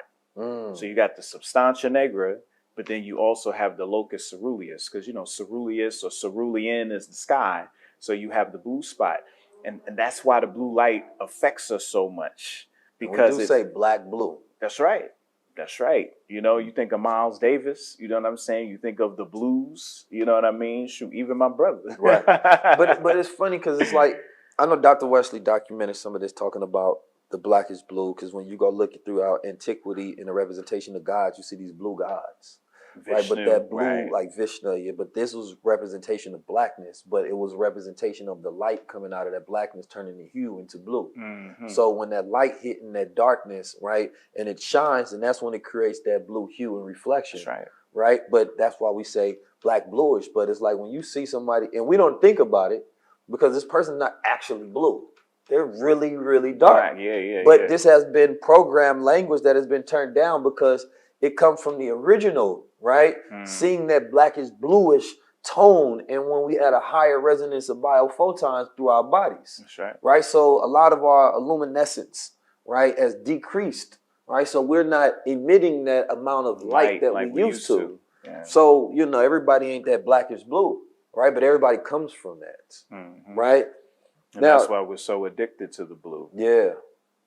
And you know, all it is to me, and we talk about culture, we talk about colorism, unfortunately, right? Colorism does exist in our culture as well. And, you know, you talked about a movie where they're trying to lighten it up all the way to this point where you're no longer, you know, the Flavor Flav, you're the Drake, right? And no disrespect to, you know, Drake or whatever, but it's like, when you look at hip hop, and we talked about the archetypes changing from this bald head Tupac character, right, until, and even going back from like the Rakims and, you know, the KRS-Ones. So go look at the original archetypes and look at where they are now. So now you got the little Uzis, the little Yachties, right, and things of that nature. And look how vastly different, right, there are in representation. That's right? So if we could put a lineup of all of the rappers throughout history that were like mainstream industry, because when we talk about hip hop, we really talk about the industry, because there's a lot of people who still represents the art of hip hop, right? But they won't get representation because the industry is not promoting that in their propagation, because it doesn't fit into what their agenda is, whether it's for capitalism or whether it's for more plantation making. That's right. Right? Because they control the ideas that are spread that represent black culture, even though that's not our culture, right? But anyway, you go from this revolutionary, right, into this new archetype, and nobody can really tell you what this means. You go from, hey, I'm a god, to, hey, I'm on demon time. Well, we went from the message where we were grounded and we were expressing what our environment was, to people actually being given a narrative. You know, Rakim and them weren't given narratives. Nobody was coming up to them saying, okay, this is what you need to talk about. But today, that's what's happening. All of these, can't even call them MCs, all these rappers, all these trap artists, you know, whatever they want to call themselves these days, they are handed a script that they are cloning. It's the same script told in, you know, different frequencies, different inflections and stuff like that. And then we can't not talk about the frequencies embedded in the production. Okay, yeah, let's get into that. You know what I'm saying? Because it's not so much what they're saying, it's how they're saying it and what they're saying it on. You see, because, you know, in the beginning was the word, which means that before there was light, somebody says, let there be light. Someone had to speak that. So that means sound came first. So when we think about sound and when we think about frequencies, that's very primordial. That's the essence. So you can embed all types of frequencies, and they showed this in the movie as well, where they was able to manipulate people based on the different songs that they was playing. And they do that with us all the time. They can play a certain song and you can be sad and solemn.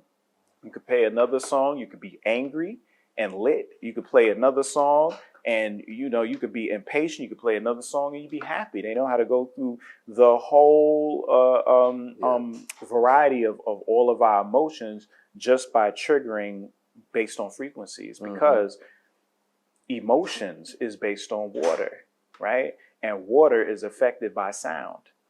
And when you put particulates, which are, you know, this is what is suspended in all the waters of our body, on a membrane and play frequencies, you make mandalas, which is called somatics.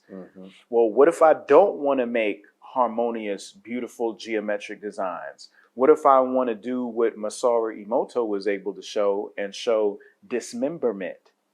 All right. Or something better than that. How about entropy? Because if we're going to get into the universal issues that we're dealing with, something on a cosmic level, we got to deal with thermodynamics. And the second law deals with entropy increases over time. It's a fancy way of saying disorder. Entropy in our body is inflammation. What creates or what drops entropy is consistency. So I know you, in regards to the work you do, what makes you so successful and powerful is your consistency. Every day, you make sure that you create a particular rhythm. And that rhythm equates to order in your life, which drops entropy. So there's not too much chaos going on around you. You can see what's coming. Yes, sir. That's the same thing that we do to extend our health, is by dropping our entropy through consistency. What is the most consistent thing we know? The sun. The sun comes up every single day. And if we could take our days and make a consistent plan every single day, that equates to us being in optimum health and dropping what we know as disease. So, you know, we went into a lot of different sciences just there, right? And like I said, this conversation is to get people to think. Right. And we're now at this point in stage in reality where the government is talking about they found non-human bodies and just throwing stuff on the TV. Right. They're just throwing stuff at the American people and globally, you know, don't know what to believe anymore. Right. Right. And I believe that is on purpose. Right. Because now that you don't know if the earth round or if the earth flat or if the earth's a little egg sphere, right, it almost gets to the point where it don't matter. And when truth don't matter, right, then people won't fight for it. People won't protect it, right? But God will be that representation of truth, right? And so when you're no longer fighting for God, right, that stasis of truth and meaning and what's real, right, then we can push anything on you. And now you live in a life where nothing matters anymore, right? I just do what I want to. Who cares? That's the way a child thinks, right? So this demoralization of getting people to no longer care about the truth, to act like children, to live into this fantasy world, to feel like the world is too harsh for them to deal with and to play in, it's to decrease your ability to have power, because only truth can give you that power. Right? The lies don't give you no power. The truth does. Knowing exactly what's going on with you, knowing exactly who you are, knowing why you're here, knowing where you are. And this is an important point in time, right? As far as time, location. Because a lot of people want to go, you want to make progress. You have this vision, you have this so-called destination, but you don't know where you are. How can I give you directions if you don't know where you are? Every time a GPS has to pinpoint your location first, right? To know where you are first, right? And you have to know when you are, right? You are living in this time of 2023 and not understanding what this time cycle is. Right? Then you can be operating off of a 70s mindset, an 80s mindset, a 90s mindset, a early 2000s mindset, but are you operating in the mindset of today? Right? Whatever time period that you may be watching this video from, because imagine somebody in the year 3000, like he's spitting still to this day. You know what I'm saying? Understanding the time period that you are in, that we're going through this artificial world, right? We are in this phase where people have believed that we've reached this high point of technological advancement and we must go beyond the organics and we must jump into the artificial. We must go beyond our lifespan and we must jump into the immortal, right? We must go beyond the truth and it goes into your truth, right? And so understanding that this is the time cycle that we're in, but it's also a cycle where you have to take grips of your own mind to challenge the world, right? To create your roots, right? And most people don't have these roots. And these roots represent your core. It represents your principles. It represents your foundation. It represents what defines you. When I look at you, you're a man that is rooted, right? You can't just be swayed. There's a wind and the trees just fall over and it just goes anywhere. Sometimes, you know, there's something called the walking tree. And a walking tree will move they do. depending on, like, there's trees that walk and it will move so that its roots are planted in the right location. Right. And that location is based on the time. Right? It might be time for me to be right here. It may be time for me to be right there. Right? And you have to know, because we are walking trees. Right? Like definitely. Literally, we stand, we take our shoes off, we get grounded. It used to be a point in time where the shoes look like this. That's right. Right? To keep us connected. We'll leave that falling. The shoes used to look like this. And now you're connected and grounded to the earth. But like Blue Pill said in that episode, the shoes are rubber. We're disconnected. That's right. So we're no longer rooted. Right? But that rooting doesn't just go into the physical foundation. It goes into the spiritual and mental. That's right. What is your school of thought that you come from? Right? How do you incorporate your knowledge and information, and where do you filter it from? Right? What the loss of faith means that there are no longer roots. You can get rid of your Christian background if you want to. Oh, you no longer want to be a Muslim. But those were roots. Right. Right? So what are your new roots? You can't just uproot yourself and now you just walking on the ground and not connected to anything. So now you don't have a foundation. So yes, it benefits society that these people are not deep rooted into anything. Right. Because now they can just go with the wind.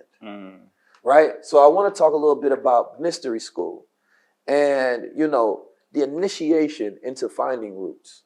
Okay. Well, I could tell you where my roots come from. Yes, sir. Please do. And how no matter where I go, I'm able to be deep rooted. And what I would have to say to everybody is be mycelium. Because that way you can root wherever you go, because that's what feeds the roots. I was blessed enough as a baby to be given mushrooms. And not portobellos and not oysters either, you know. Dr. Sebi gave me psilocybin mushrooms when I was 10 months. My mother was consuming them when I was in the womb, and it was in her milk she was giving to me. So I started off as a baby with psilocin and DMT flowing in my brain and in my blood, which gave me a different filter than most people and just a different type of understanding when I engage things in my development. And the reason why I say be mycelium is because when we think of mushrooms, we're actually thinking about the reproductive organs because the mushroom is actually the mycelium, which is a nervous system type network that extends all over the earth. Wherever you stand, there's mycelium there. There would be no plant life if the mycelium was not there. And this mycelium, when it fruits, we see what we call the mushroom, which is the stalk and the cap, which actually is a physical embodiment of the universal conjugated forces of electromagnetism, or how we would say it as Black people, you know, copulation and having sex, a man and a woman. So the cap is the woman, the stalk is the male phallus, and when we see a mushroom, we actually see sex taking place in our face. The cap is the torus. The toroidal field is the magnetic field. This is what the woman represents, because the magnetic field represents form. Hence why she's the one that swells up and she gives birth, right? And then the stalk is what you call the hyperboloid. And the hyperboloid is the electric principle, which represents counter space. And that's what the physical energy is, that spark. So when you put those together, life is formed. And that's what we see every time we see a mushroom. I was blessed enough to be given that as a child. So I would tell people, you know, if you want to be grounded, be mycelium. Understand the earth that you stand on. Understand your coordinates and your locales, so that way you can really root yourself in the proper place. I like that. You know, I think when you play the game the right way and you become good at what you do, usually people do that, right? Kyrie Irving was just talking about how he makes these small adjustments, right? That makes him great. How he moves his hands with his feet. Right. His ball handling, he was saying, he focuses on the handling of the ball, right? And when you do that, when you know a person is so grounded in their game and that they're mastering it, they're deepening their roots in it, right? They're becoming the best that they can possibly be, right? And you're going to see them become fruitful. And when you do that, people will begin to do this process called rooting for you. I saw what you did there. Yes. They will be rooting for you. So that it becomes deeper, that your game becomes more grounded, that you become better. Because they want you to be happy. They want to send joy to you, so they will start cheering for you. Right? So when the more rooted you become, the more people will root for you. I mean that you start to have this collective consciousness. It becomes a network, like the Mycelium Network. That's right. To where they start taking on the same processes that you are doing. Nobody's going to root for a person that's not rooting for themselves, right? That's not rooting themselves in any work or any knowledge. That's right. Right? Or any activity that produces progress. But when you do, and you're doing work cheerfully, people will cheer for you. And when you bring them cheer, they will give you cheer. That's right. Right? So you have to understand this process that we're all connected as human beings, right? And whether we know it or not, but what makes us have these stronger connections, and not from a physical, but this metaphysical level. When you believe the same thing that I believe, it already creates a connection between us, right? This connection between us is on a level that's beyond our eyes. And so people are then fooled because they think that we have to hold hands to be connected. No, we're connected through the metaphysical beliefs. We're holding hands through ideas. Right? And so now as I activate, I'm activating you. That's what the Mycelium Network do. Hey, this brother over here is doing this. Oh, I like what that brother is doing. Hey, I'm about to cheer for you. I want you to do more. So you're activating these different roots. You're activating these different systems in people. Right? And then you start to create this community or this network, this Mycelium Network. That's right. Right? And that's what we're doing when we're networking. We're making more connections to people. That's right. Right? So therefore, we're trying to leave an impression on them.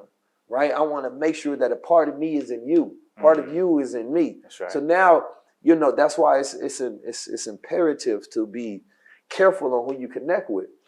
Very much because so. They're leaving an impression of their signature, their DNA signature on you, right? And so your connections is your network, and that's your net worth, and it increases in value or decreases in your value. So when I'm connected with like-minded individuals, it magnifies my power, right?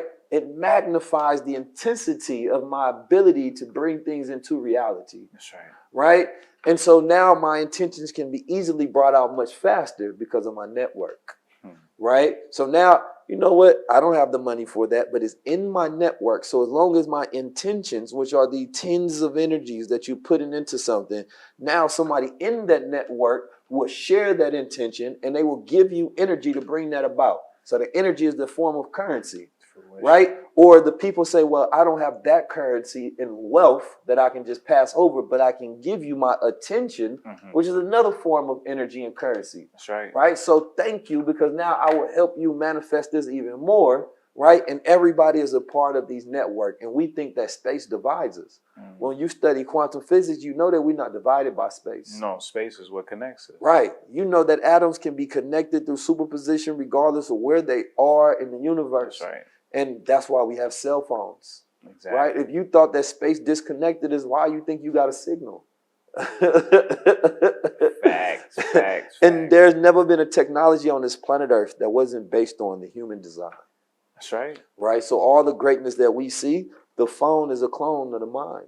Even the house is replicated off of us, because when you look at a socket, there's two prongs and a hole. You know, there's a live, there's a neutral, a hot and neutral, and then there's a ground. And the reason why the ground is there is so, you don't touch any metal in your house and get electrocuted based on the buildup of charge that can happen in the atmosphere. So the sun is a cathode ray. It's like a shower that's constantly showering electrons, which would be the water coming out the shower, making the earth wet with negative ions. And when you walk upon the earth with the bottom of your feet, which are called soles, and the sun is also called a soul, and you have a soul within you, you end up plugging yourself into the socket of the earth, charging yourself up the same way you plug your phone up into the wall. And that's why they call it a cell phone, because it's, like you said, it is designed exactly off of our body and our system and how we work. So if you had a phone whose battery was so low that it had the little red rectangle, if your phone was extremely hot and overheated, you would not try and download a movie or play a movie on there. And that's why people are dying at 50 or catching heart attacks at 25, because they have too many screens open. The intelligence is there, but the charge is not. And we have to increase our charge. And we do that by reconnecting with the environment that's around us, grounding, rooting ourselves, bathing ourselves in the sun, breathing, staying hydrated, and getting connected to the ancient foods. We hear about the Bible all the time of the land of milk and honey, right? And Dr. Sebi would speak about honey all the time, and he would say how all the bees are hybrid, which is deep, because the name of the honeybee is Apis, and Apis is the bull. Right. So now we can see how when we look at milk and the dairy industry, speaking of clones, they clone that cow so that they can produce the same amount of milk. Well, they did the same with the bee, so they could produce the same type of honey. But the original bee is a stingless bee.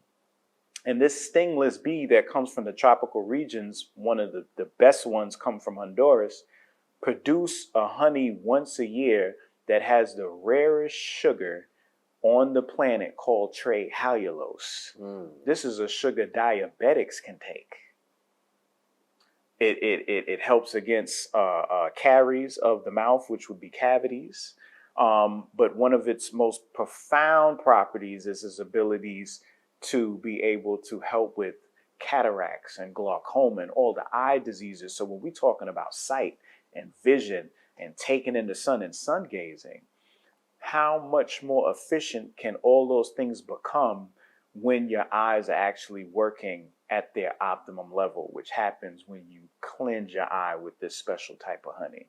Amazing. So you talking about putting honey in the eye? In the eyes. Not regular honey you get out the store. The Nessuit nectar that I carry, which is based on a stingless bee that comes from Honduras, you can drop it in your eyes and it cleanses the eyes. I've had people who put their glasses down, cataracts, glaucoma, stigmatism, dry eyes, all types of eye issues washed away.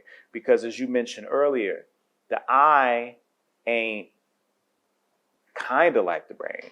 Right. It is the brain. It's the only part of the brain that's on the outside of the body. Mm-hmm. So we talk about brain food all the time. We talk about, oh, feed your brain, feed your brain. This is really the first time you'll actually feed your brain is dropping this honey in your eyes and allowing it to drip back into all of those powerful centers, your limbic center, your ventricles, you know, the pineal, the visual cortex, all these areas of the brain end up getting fed and kind of retuning all of the different glands and so forth and so on. And another property of this honey that I found is the fact that it got anti-mutagenic properties. So when we're thinking about a time with GMOs, where people's genes are getting manipulated, or where a group of people were forced to make certain decisions recently that's changed their genetic makeup because of what they had to do to keep a job, so forth and so on. I've come to find out that this honey has the ability to purge the body of mutagenic properties and return your genes back to something called wild type genes. Our genes, when they're in their original state, are called wild type genes. And you can achieve this through a process called reverse mutation if you have the proper factors. And this rare honey is one of those proper factors. I got some real good products with me today. We got some DHA, that's an omega-3, very important for the brain, docosahexaenoic acid. This is what increases the health of your eyes, as well as the health of your thinking, and just anti-inflammatory overall. Is brain food.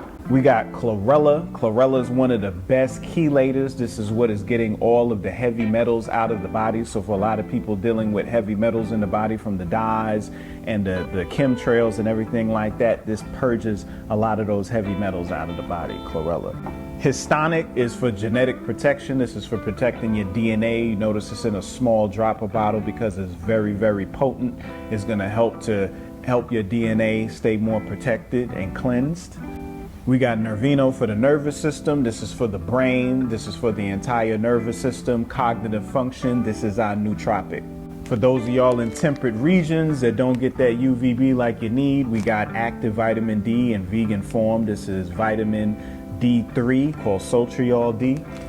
This is whale food. This is marine phytoplankton. This is what blue whales eat, you know, so that's the largest mammal on the planet. And if it can sustain it, it can sustain you.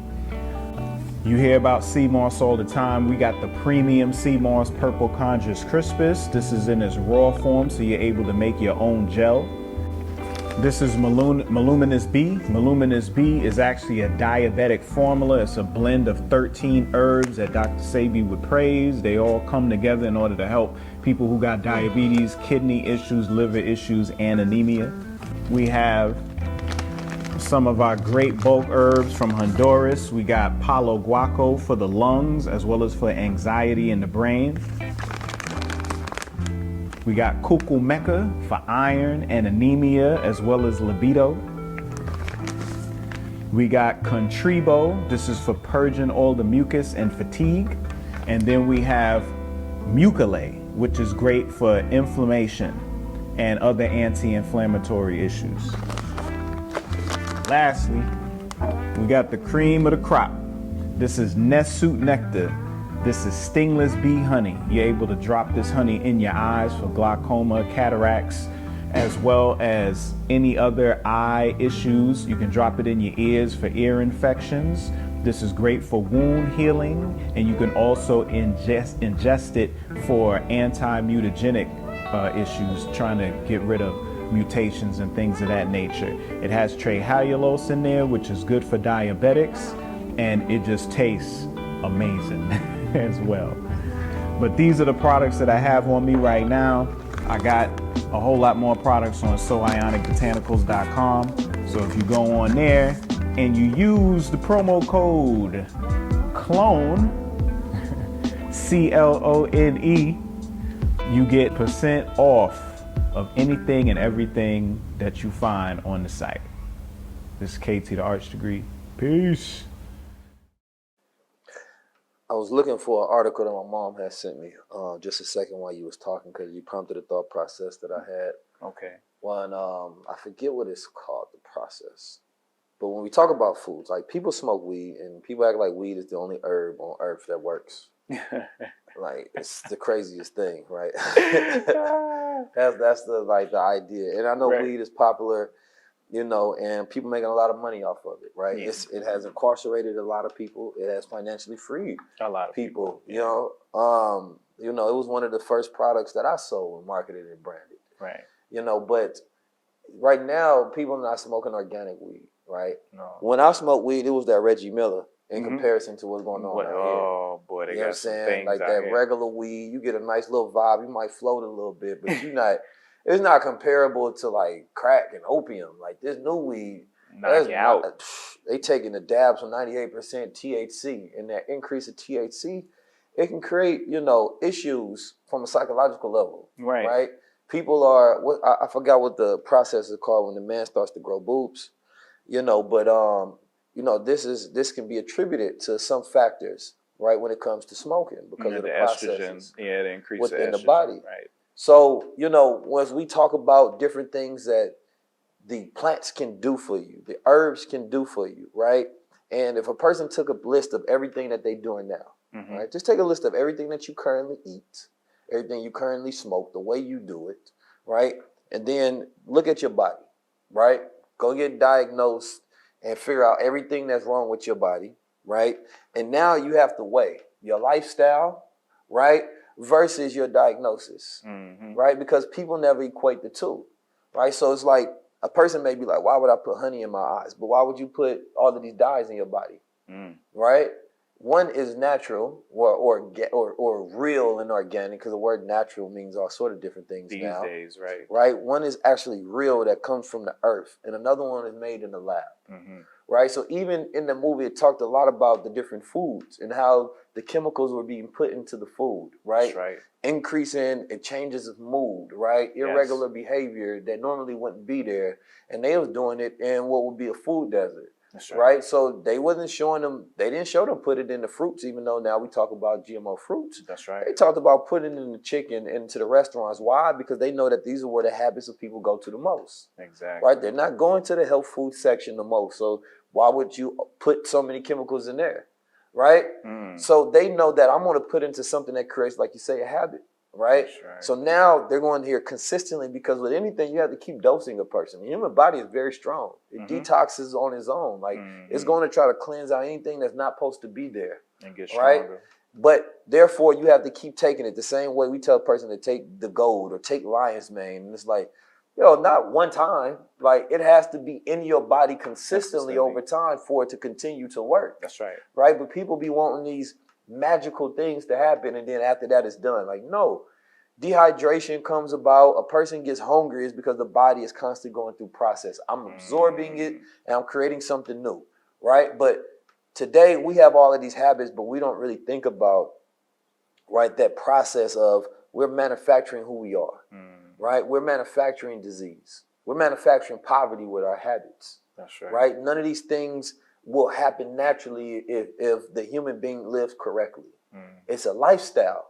And I really want people to see that your reality is based on your lifestyle, based on what you eat, what you think, what you listen to, right? What you put in your body, the new information you have, because your body and your mind can only activate from the sources that you give it. That you give it. Can't do anything else. That's right. Right? That's it. Our body like, listen, it's up to you, brother. I'm going to do my job, and I only have one job. That's to take this information, right, process it, and see what I can do with it. Right. Right? But you keep giving me stuff I can't do nothing with. Then I'm doing the best I can with you. So you talked about the powders in the movie. They called it Compound H. You know what I mean? Which, I talked about the H dealing with Hiram Abiff because the name of the movie is, they cloned Tyrone. And Tyrone's root word comes from Tyre. And Hiram Abiff was, the head architect of Solomon's Temple. You can't get better architecture than using the genetics to build the body. So this compound H, Hiram, dealt with the other thing. If you understand how a body is to be built, then you understand how a body can be destroyed as well, right? So how do I take Solomon's temple down brick by brick? And, you know, the powders was talking about MSG, you know, which we know is real within all of the foods. It has different names, you know, as well as Nooch. Nooch is the MSG for the vegans, you know, so a lot of people that are decided to go vegan, which is a brand new term, by the way, they are inundated with eating large quantities of nutritional yeast, which is an excitotoxin, which is extremely damaging to the body. Excitotoxin, can you explain that? An excitotoxin is a chemical that's going to overexcite the nervous system. So your neurons fire at a certain rate in order to get certain activities done. It's kind of like, you know, if you look at trains coming into a station, you know, they come in at a certain speed at a certain time. You know, what happens if the trains are coming in 300 miles per hour, back to back to back? They're going to wreck. They're going to run into each other. They're going to jump the track. They're going to kill people. That's what's happening to the neurons in the body. They get overexcited to the point of cell death, and now you have brain damage. This is where the itis comes from. A lot of times people eat and they pass out because they just killed a bunch of brain cells eating that stuff. And Jamie said a real interesting word. Slick said a real interesting word when he had the scientists up against the wall with the afro on, and he took some of the powder and he kept calling them names, saying he was beige and all that stuff. He said tapioca. And you got to always pay attention to the words that they use in these films because they could say anything. Especially in a film like this. Right. I want to say there's no way that you can overstate the intentionality of every aspect of a film that is literally about the triggering of the conspiracy community. That's right. Right? Based on actually analyzing reality and figuring out conspiracies. He says tapioca. Tapioca is cassava. This is one of the banes of the tropical regions of the earth. This is how they get, because, you know, they get us in the temperate regions, you know, with all the rest of the junk food, right? But they get everybody in the Caribbean and Africa with that cassava, because cassava has an ingredient inside of it called linamarin. It was introduced to us by the Portuguese as genetic warfare. We think this biowarfare just started, but now they've been manipulating plants to get us with, right? So they take away our indigenous foods and they give us stuff. So they gave us cassava. And cassava has linamarin, and when you digest linamarin, it turns to cyanide. And cyanide is terrible. Why? Because it shuts down complex 4 of your mitochondria. This enzyme is the enzyme that makes your water. We make our own structured water in our body. This is a very important enzyme in the mitochondria, and it shuts it down. If it shuts that down, then complex 5, which is our ATP synthase, this is where our electromagnetic field is generated. It spins 1,500 times a second off hydrogen ions, making our electromagnetic field. They're stored in our heart and in our brain. That's what separates us from gorillas, because the gorillas, their mitochondria is in their muscles. That's why they're so strong. You know, people are like, oh, gorillas, you know, they eat all the vegetables. And they yeah, but it's also because their mitochondria is concentrated in their musculature, while ours is in our heart and brain. That's why we create and we're divine and we do all the things that we do. You see what I'm saying? So by shutting down that enzyme, you essentially shut the mitochondria down. That leads to death. This is why cyanide leads to death. And why would he mention that? Tapioca is a white powder, and you'll find it in majority of all the vegan foods, definitely. But you'll find it a lot in everyday foods as well. Veganism. They slide it on in there. No disrespect to the vegans, but vegans be feeling like they they got the holy grail to health. No, You know if they did, they wouldn't have cancer. Right. They wouldn't be overweight. They wouldn't go through the same thing. All it is a preferential choice of lifestyle. Yes. Right. But it doesn't mean that it's based on medicine. Right. Doesn't mean that it's based on science. It's not at all. Right. So it's like, because we look at around the world where people, we talked about this on the last episode, where there are blue zones. These people aren't vegans. You know what I'm saying? they're not. So it's like, if you live your whole life, if like, what is the point, right? And I know a lot of people say, I don't want the animal energy in you. That's fine. Yeah. Right? I'm cool with that. But we cannot pretend as if this is the healthiest alternative for everybody. Right? It's a preferential choice. Right? But when you talk about what works for the body, right? The body need what works for it. If it happened to be some reason in the world that I just needed some lamb, right? Because I needed more energy, I'm not going to say, well, no, I only want plants. Babe, you don't cut that lamb head off and send it over here, chop it up as fast as you possibly can, smoke it up and put it on my plate so I can get better. He said I need some you know of what I'm that saying? lamb. Go ahead, chop that lamb on up for me. Stop playing with me. You know, talking about, so you got a vegan lamb. No, lamb, chop, I want to hear the bar. You know what I'm saying? The whole nine. That's how the sheep go, but y'all know what I'm talking about. But you know, like you mentioned before, our body is capable of taking on a lot of different things. Yeah. So the reason why we're eating food is to boil down to actually electrons and protons of hydrogen, right? So how do we make our mitochondria run the most efficient? We do that by either gaining electrons, losing electrons, account receivable, accounts payable, getting a check versus paying a bill. Which one do you want? Do you want bills? Do you want debt? Or do you want credit? So you have to find out, what do I consume? What can I consume? What are the things that are going to provide me with a check? What is going to put money in my account versus what's taking it away? So this is why Sebi never said he was vegan. I didn't come up vegan. That wasn't even a term when I came up in the 80s and the 90s. The term was, vegetarian was a term, but the term that Sebi used was alkaline. Because when you look at the pH scale, which people talk about veganism and Sebi and all that, and they don't even know what pH means. Right. It means parts hydrogen. So they tell you right there that if he's talking about the alkalinity of food and the body and health, then he's talking about the science of hydrogen, right?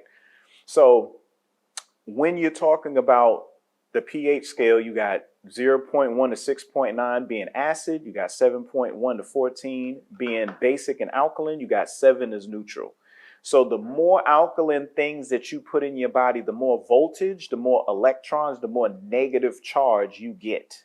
So it's flipped. So we always say in our lives, oh, I want to be positive. I'm going to surround myself with positive people. But in our body, we want to be negative. We want to be negative as possible. You know what I mean? You want negative ions and you want that type of charge. Negative body, positive mind. Yes, there you go. Negative body, positive mind. That's what you want. Because even with women are negative. They have a vagina. That is an invagination. That doesn't stick out. It goes in. We create through invagination. That's how we come into this realm, is through that. Right. So because women are all about the pH balance. Oh, and their vagina is acidic. Their vagina is not alkaline. Our semen is alkaline, but their vagina is acidic, and it needs to be that way. You know. So why does it need to be that way?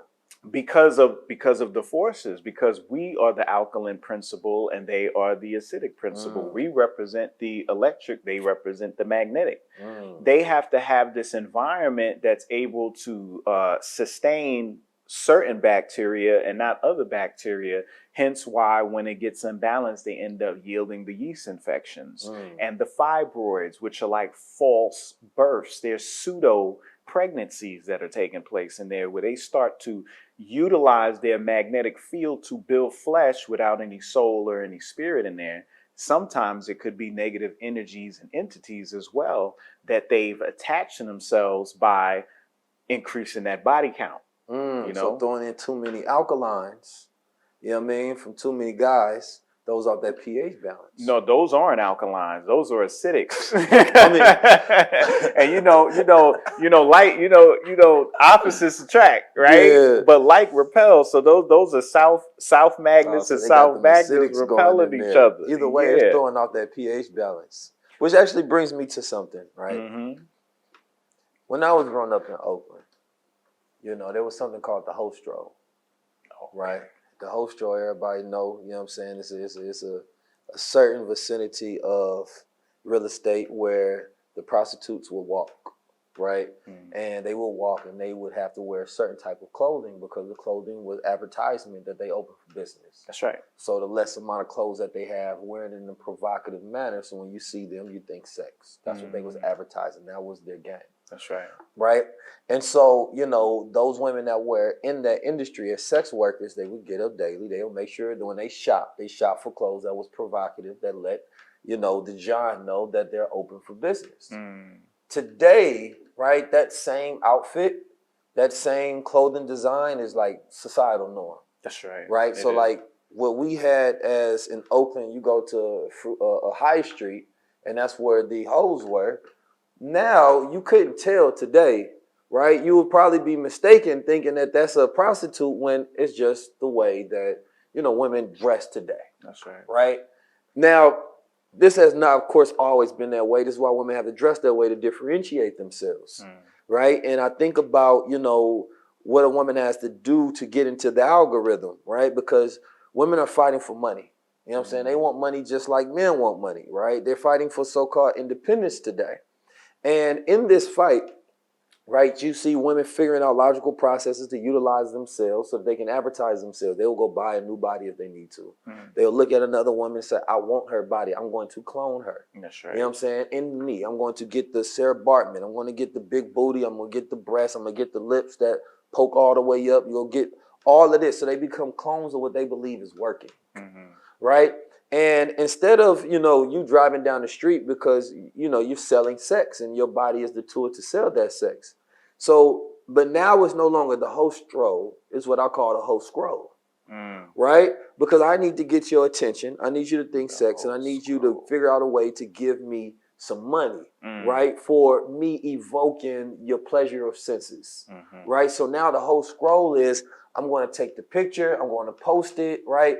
You know, she might be goddamn showering online just to get people to scroll and watch this and then pay money for it, That's right? That's right. Because it's Instagram, or not just Instagram, but social media is part of the porn industry. Hard porn, that's on Twitter. Soft porn, that's on Instagram, right? And then there's audio porn. The audio porn is the new rap. That's right. Right? So now, you may hear in the rap, you hear the moaning, right? All they talk about is what they're selling, right? Their body, like he wants this, he wants that. It's so good. They go spend the cash and then come right back, right? Normally that would sound like prostitution music, right? Because you would imagine, what would a prostitute listen as she's getting ready, right? So we have audio porn, right? And I bring this up because it was Sukihana that sparked the thought. During the interview, she said, I ain't nothing. I don't know why people think I am. They treat me like I'm something, so y'all getting confused. She said, I'm an adult entertainer, right? And I thought about that. I said, wait a minute, right? You have these women who are adult entertainers. And normally you could differentiate. That's an adult entertainer, right? She's in the porn industry. You talk to her, you see her a certain way. You have zero expectations for her outside of that. That's just relegated over here, right? But now we at this point where you're treating adult entertainers like role models, so you have expectations of them, right? Because they hop in this thing called rapping, but rap is a skill. It doesn't mean you're part of a culture, right? But we treat them as if they now have a role in this culture to be a model for citizens. Why? Because they do, because now you have influence, because now different demographics that's within the culture look up to you and emulate and want to clone who you are. So while you saying that you're not nothing and you're selling adult entertainment to the world, the little girl say, I look up to you. I want to be that and sell the same thing. So then the parents say, wait a minute, you now have a responsibility, because it's going to be very hard for us to filter out everything that our child looks at. So, but that does come back to the household. But I only wanted to bring that up for people to be able to see and filter the difference of what they're looking at. This is this, and men have done it, like Nelly did it with the tip drill video. You know what I'm saying? You know, and you know, Uncle Luke and Too Shorts and many people have, there was pimping, now it's prostitution. And we know, like in the movie, those are the parts of the culture that get cloned the most. The pimps, the prostitutes, the killers, the drug dealers. That's right. Right? Not those who are the intellects, the scholars, the leaders, the revolutionaries, the innovators, the inventors, the modest women, things of that nature. But the secret I'm going to tell everybody is, I don't know if ladies know this, but we like a woman whether she got clothes off or clothes on. I'm going to be honest. We just I'm love tell you y'all. why, because we know under those clothes you naked. Yeah. You know what I'm saying? We could still see you. I'm just letting you. I don't know if you knew that. I don't know if you knew that. But this is the secret I'm going to tell to all America. Men like women. Heterosexual men like women. So it don't matter if you completely naked, right? Or whether you completely clothed. He is still attracted to you. Why? Because you are a woman and Because he's you're a man. a woman. Just be a woman. The Right. more woman you are, the more we're going to love you, the more we're going to need you. I just wanted to let y'all know, because I know the algorithm is pressuring. The algorithm is hard because if a woman... The mindset that I have is infectious. So we spread it across the world for anybody that wants to empower themselves. If we want to build a better world, then we have to have a better system. Because we're living in a culture that doesn't belong to us. You got to speak truth even if your voice starts to tremble. Because that's how you represent God. The thing that our ignorance keeps us away from is each other, which is our network. In life, it's not meant for things to be easy. It's obvious that we're here to be tested. If you're doing something great, you may fail greatly. And society labels that as rebellious. The power's from inside. I'm laser focused. I'm trying to build a legacy. Man, y'all ain't got no choice. I'm on God's time. Y'all got to be on God's time. Are we low level or high level? They are politically charged lies. And I'll tell you why.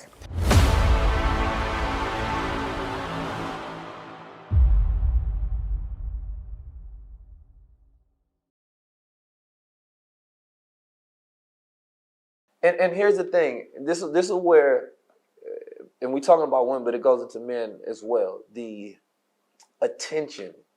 Because we think that we need all of this attention when we're not even doing anything worthy of attention, right? People want attention just for walking outside and getting dressed. 1 million people should have liked this. Why? Man, you don't need nobody to like this. Just be yourself and go live in reality, right? But we feel like everybody has to like every outfit, every decision we make, every place we go to. And if they don't, then now we need to do something to make them like it. So now we become fiends of their attention, right? When you didn't need it.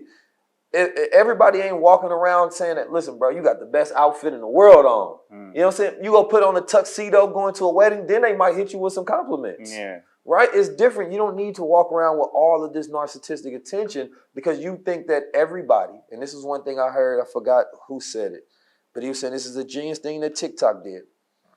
They made people famous for one day, right? And when they made you famous for one day, you became addicted to it. Right? And that's what Instagram is doing. Everybody wants to be a celebrity, and when they're not treated like one, right, then they will hold themselves out for that attention. So, you know why they call it Instagram, right? Yeah. Because most people think it's like an instant telegram because it's about sending messages and information. But it's really an instant gram of dope. So Instagram is actually dopamine. It's electronic dopamine, virtual dopamine. So, you know, that's why it's getting pushed so heavy because women want attention. Attention has to deal with dopamine release. Dopamine is known as the reward hormone. And we call it the reward hormone, not because it rewards you, but really that it motivates you. Because the only reason why any reward has any value is because you worked hard for something.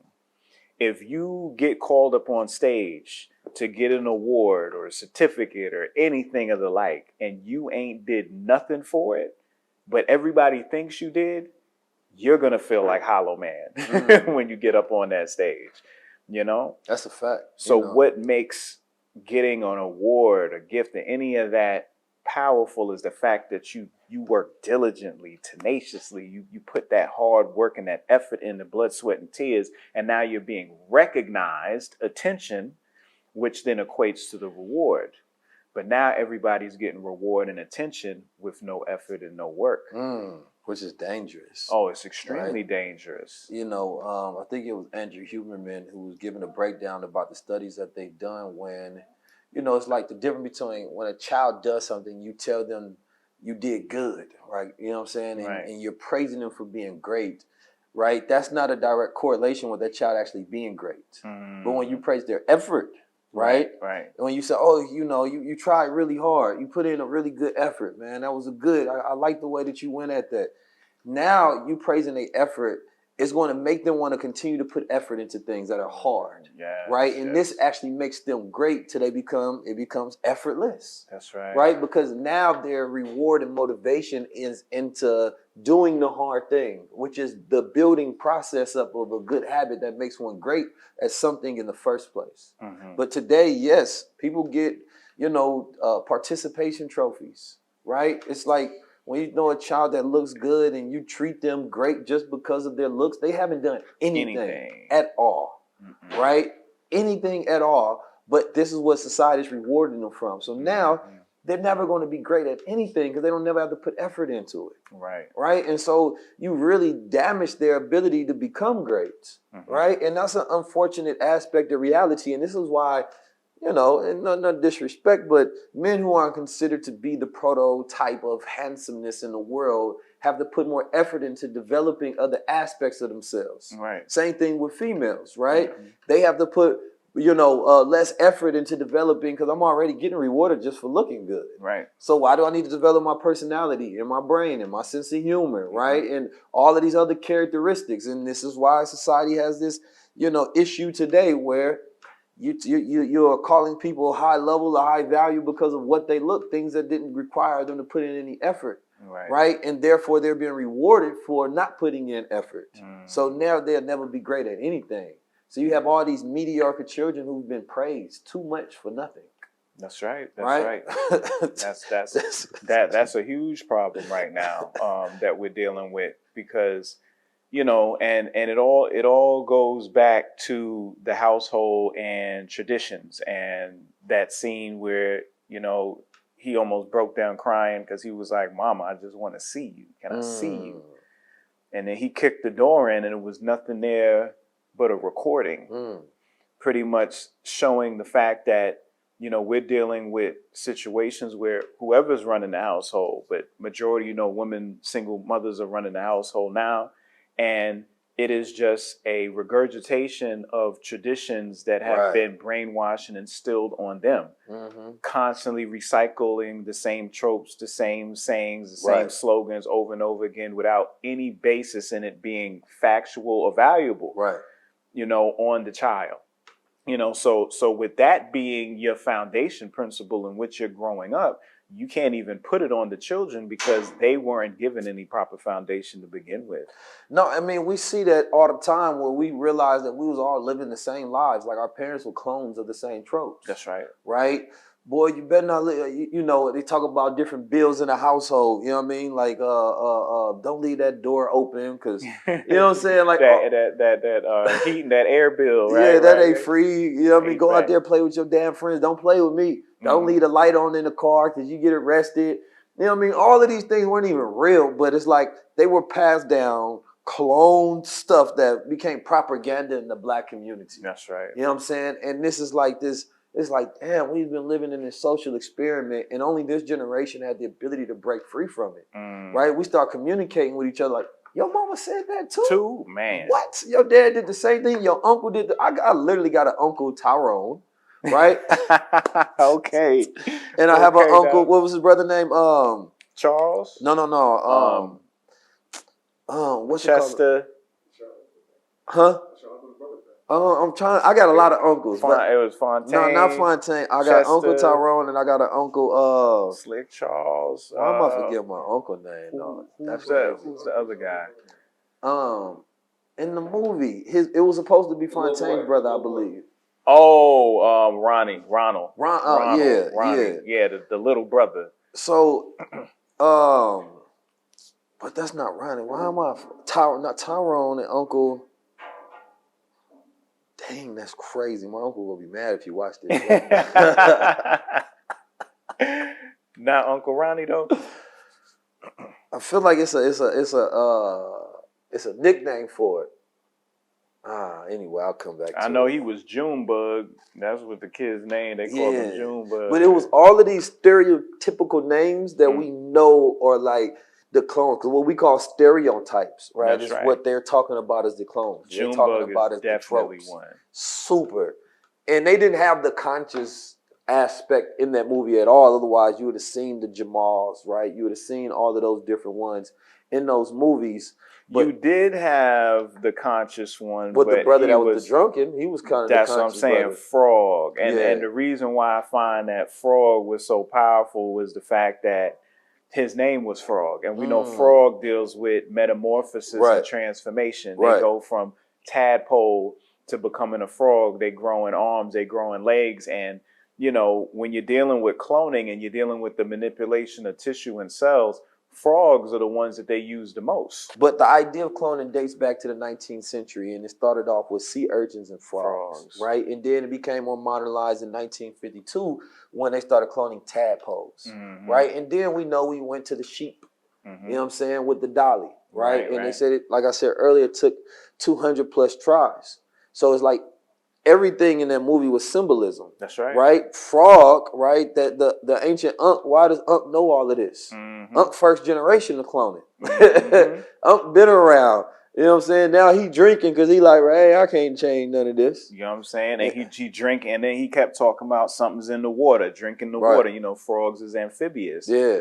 But to go off that point about cloning with the frogs, see, this is where the cloning and the AI come together, because I know you've heard of the last couple of years, the creation of a new organism called the xenobot. So the xenobot is made from Xenopus lavis, which is the clawed African frog. They took the skin of the frog and they created a whole new organism out of it. They just took the cells and they put them in this culture to see what they was gonna do. They started aggregating and formed their own organism on their own. And then all of these little xenobots, they moving around, they're doing conscious actions. They're going through mazes. Then they dumped a bunch of skin cells in there with them.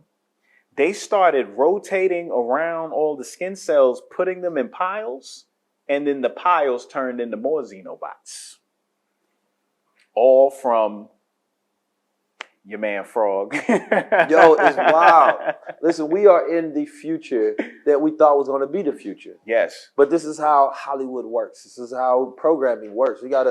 It's first accepted in the programming, in the media first, right? As entertainment. Then it becomes reality. So, you know, even as we talking about like AI, like, you know, the thing that's going on in Hollywood, right, is the people are mad at the fact that they want to clone them. They want to clone their likeness. That's right. Right? Clone your voice, right? We see the tracks out there with the Drakes and, you know, you have some people embracing it while other people are hating it, right? But this cloning that's taking place is all throughout society. They have women out there that's fake AI models. They clone what you like. Yeah. Right. And then they reproduce it. And now they saying that because you're living so much in a virtual world, we don't even have to make physical clones anymore. We're now just making virtual clones. Right. That's what the bots are. That's right. Right. The bots clone the way that you talk, the way that you think. Right. That particular pattern, your neocortex, the way it operates. Right. And then they you know, push that out into the algorithm. And now you may be arguing with this bot. Right. Right. They can have more influence than a real person because with all of this information and data that they collecting, what you thinking they doing with it, right? They're using it to make better clones. That's right. Right? So we are in the clone wars. And the problem is that we've accepted so much of things that's not even progress, right? Like we're going into, you know, different areas right now in reality that is not beneficial for the people. Yet the people are allowing, you know, those who are in power to just do it. And then they don't even want to know about it. People, I don't want to hear about this AI stuff. You don't? It's happening all around you. Right. So all you did was tell me, I want to be ignorant and let them do whatever they want to. Right? So they get mad at the messenger. Right? Because now you're forcing them to think. Right? They don't want to think. If it's going to happen, let it happen. Remember when, you know, when people get this information, that's one thing about that movie. It was like, you know what? They felt like they couldn't do anything, so they went back to just being a clone. Right. People know that the drug dealer is a trope. People know that the two men did, but the woman, right? The woman knew because she couldn't But I remember they were clones. They were just these tropes. She was a product of the environment she because was an of original. them, right? Because of the drug dealer and the pimp.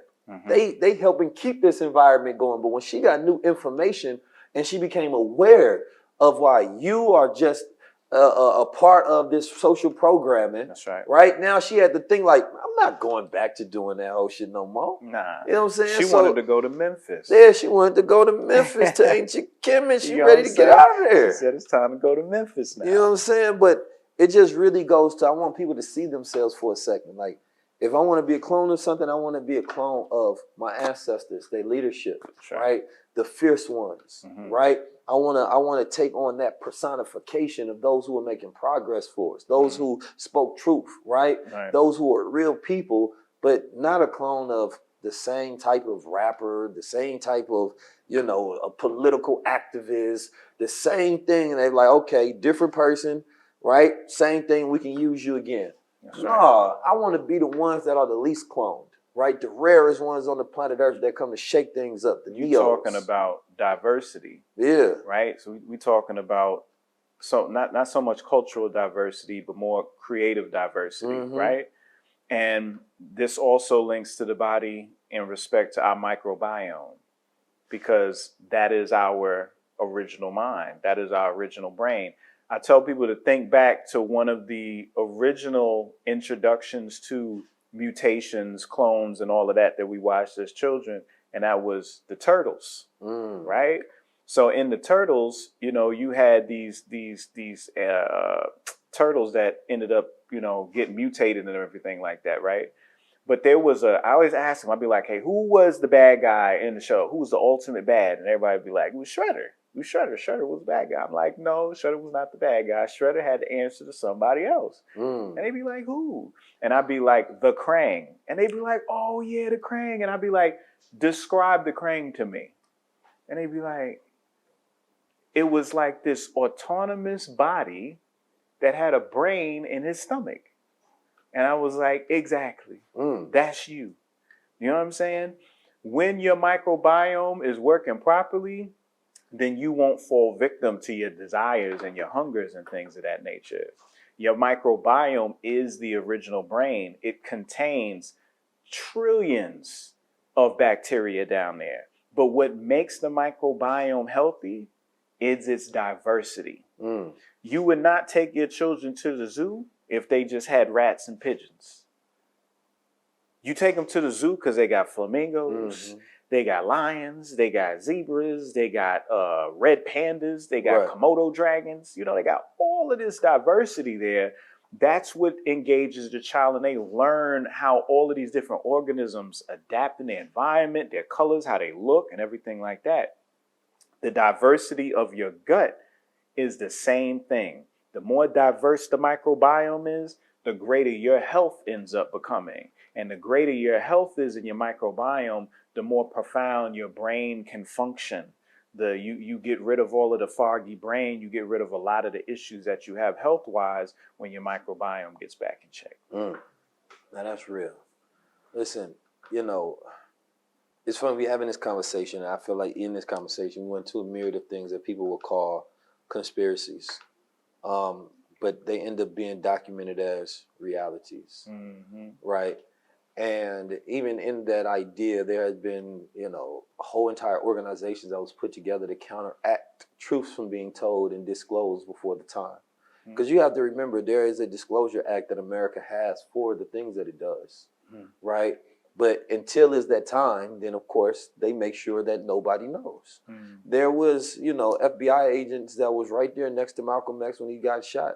You know what I'm saying? There was people yelling, talking about, is that one of ours? Right? There was people right next to Martin Luther King as an FBI agent, right? It was all a conspiracy until it was documented and disclosed as a fact. That's right. So it's like, even in today's time, we have all of these new ones that's being disclosed. Hey, this whistleblower is saying that the UFOs are real, right? It's like now, but it's to this point where people don't care. I'm going to be honest. People don't care. But when I find people that have this animate ability, to defend what they can't discernibly say is false, which is when the person say, hey, I think them was doing this. Why? Because we got a history of documentation of them doing all all of this in every government all throughout the world, not just the U.S. Right. Right? This is a global thing because controlling people is hard, I would imagine. Right? Keeping people in control to create a system that lasts 500 plus years. Right? I think of Dr. Kamani was giving a breakdown like there's never been a European civilization that lasted past 500 years. This is the hard part. This is where you're trying to do something that ain't never been done before.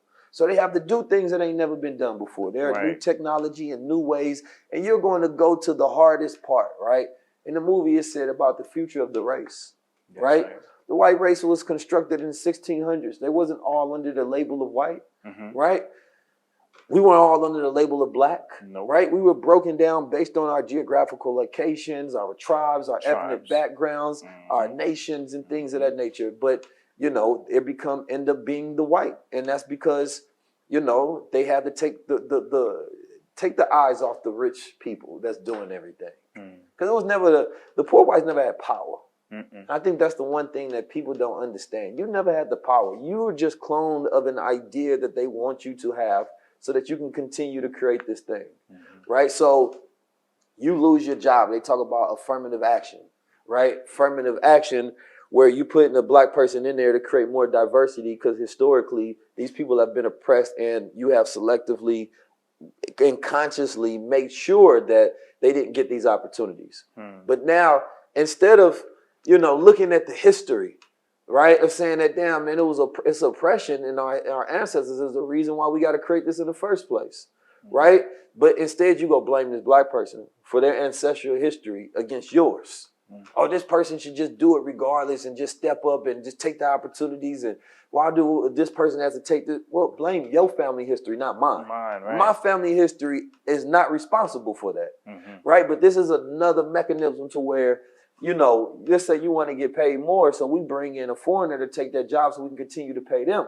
Instead of being mad at this person who did not want to give you a wage increase, which is the rich person that owns it, you're mad at the poor person who's willing to work in that position. Right? And it's the same thing that continues to happen. So it's a deflection tactic to say, wait a minute now. Hey, I'm not a rich white. I'm not a rich man. It's not rich against the poor. It's white against the black. You know what I'm saying? I don't need you to start thinking that, no, because there will be a time where then black and white people will be saying that, you know what? Let's rebel against those who control society, right? But it's saying, no, I need to make the Italians, the Spaniards, I need to make, the Greeks, the Romans, everybody just come under white. Hey, now the foundation of America was built off the principles that the black man and the black race is inferior, right? So now this is built into the identity of society that these people are now on the same team and you're on a different team. But how when they're all in different classes? How can you be on the same team as somebody who controls the world? I don't get it, right? And you're mad at the effects that is happening at the bottom level, and they saying, hey, don't look at the rich people. That's that black man right there. Right there. You're better than him. All of a sudden, this person who would have probably been participating in indentured servitude as well, right along next to you, because he's poor and he got to work for that and pay off his debt to society. Right now, wait a minute, you a white man now. Hey man, you better than them. I need you to keep them in check though. I need you to be a police officer. We talked about the Clone Wars, those stormtroopers. That's the police. That's the police. You don't even realize. Gangs of New York. Yeah, gangs of New York. You the same clone over and over and over. Look the same. Have the same ideas. There's nothing new and refreshing about your perspective whatsoever. Your hate is the same stereotype that has always been. There's nothing fresh. We're in 2023. You got to find another reason to hate me.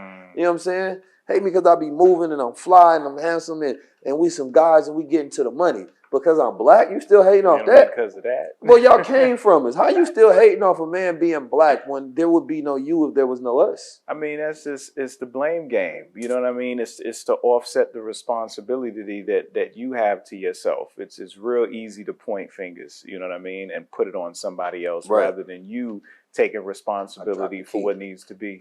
Yeah, you dropped a lot of keys. You know what I'm saying?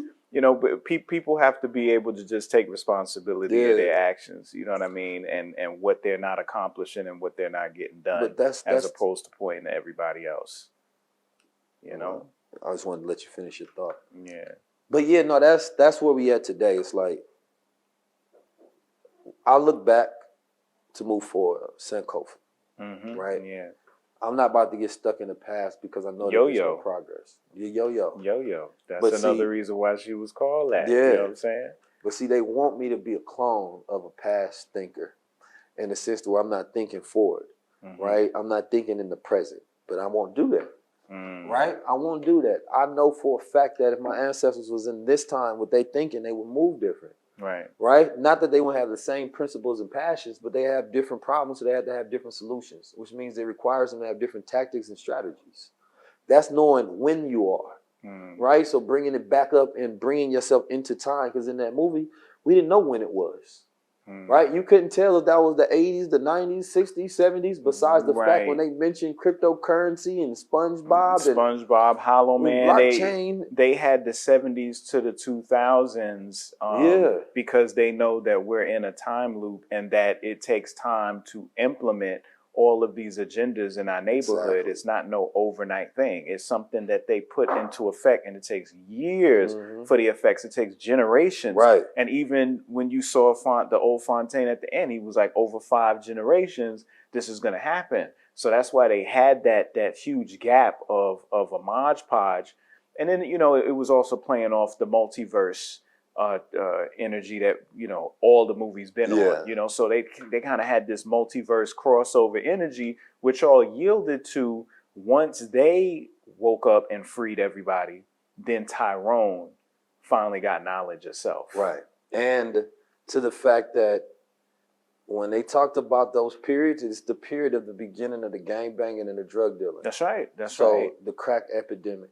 Right. Yeah, the heroin in the 70s, right. You know what I mean? Starting to break up the family and everything like that. Yeah, 70s, 80s, 90s, 2000s. That was the true demoralization of culture. That's right. Right? That was when you started to, you ain't a queen.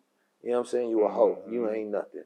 Right. You know what I'm saying? You was just another nigga. You was a drunkard. You was a drug dealer, or you an addict. Right. Right? That was the demoralization of society. That's when, you know, their program begins and starts to working. You don't have this deputized society of black people wearing these suits and business industry and things of that nature. No, we need to make more of these drug dealers. We need to make more of these pimps, right?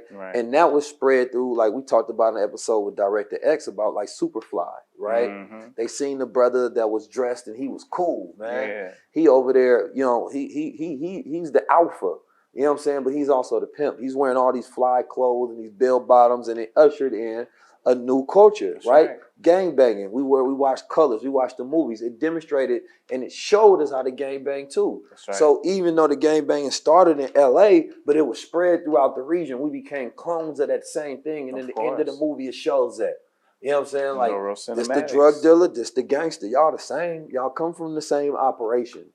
Right? And this is why it's so central to understand. This is why you didn't see in the programming and in the movies, they're so limited of ever, like Wu-Tang Clan, such a great show. Oh man. Right? Because I get to see myself in some of the characters. You get to see the gods. You know what I'm saying? They talk some street knowledge.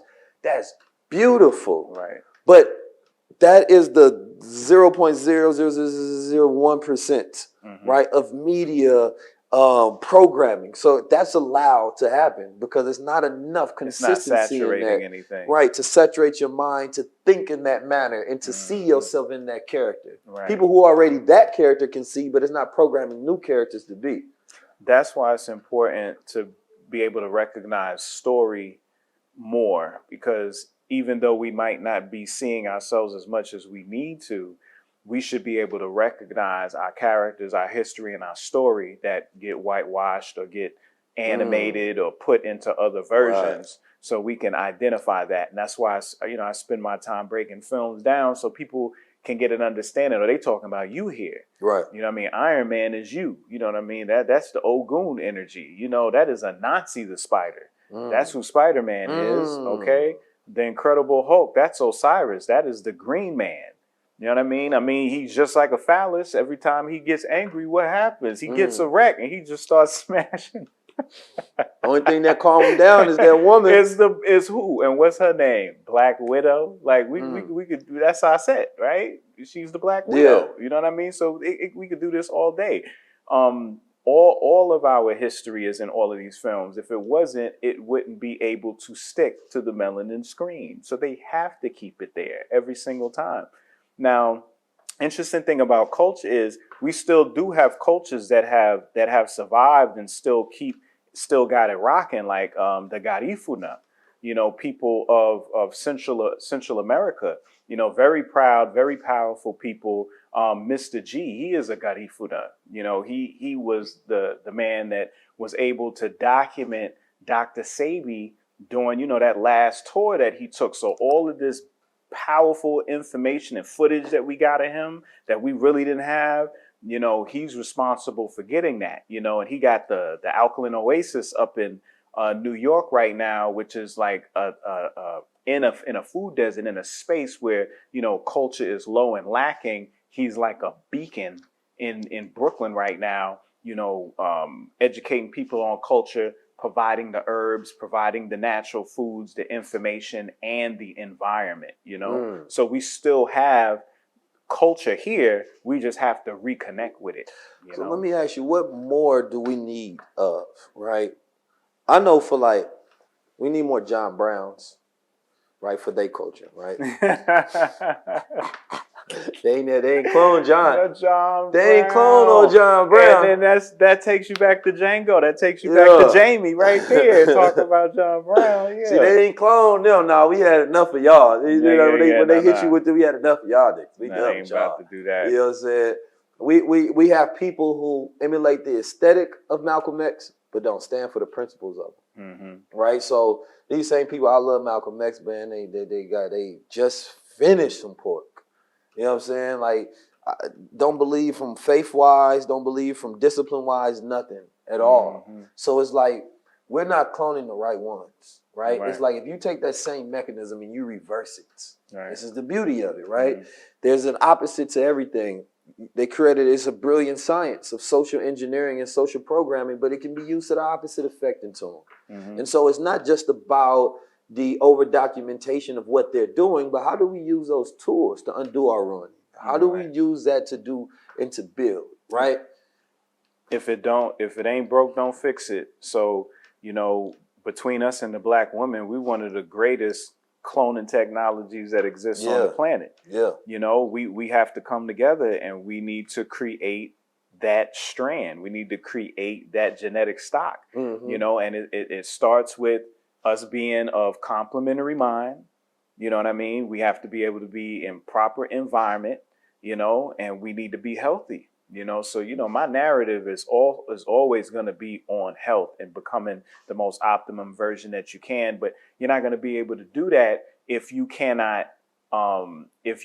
identify the foods of the gods, So I I talked about mushrooms earlier, and mushrooms was something that was given to the youth and them being developed so that their mind could develop a certain way. It's something that we took so we understood the things that were coming and the necessary decisions that we need to make.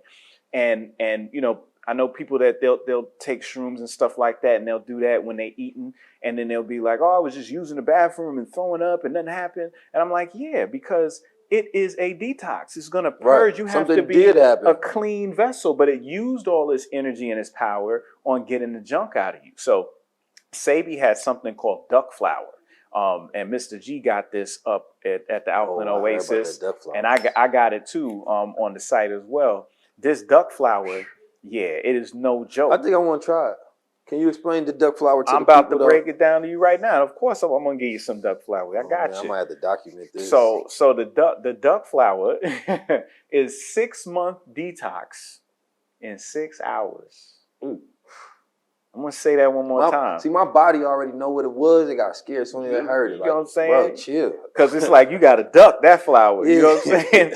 6-month detox in 6 hours. You purging from every orifice and hole in your body. You sweating, you drooling, coming out your nose, eyes, throwing up, urinating, defecating, everything.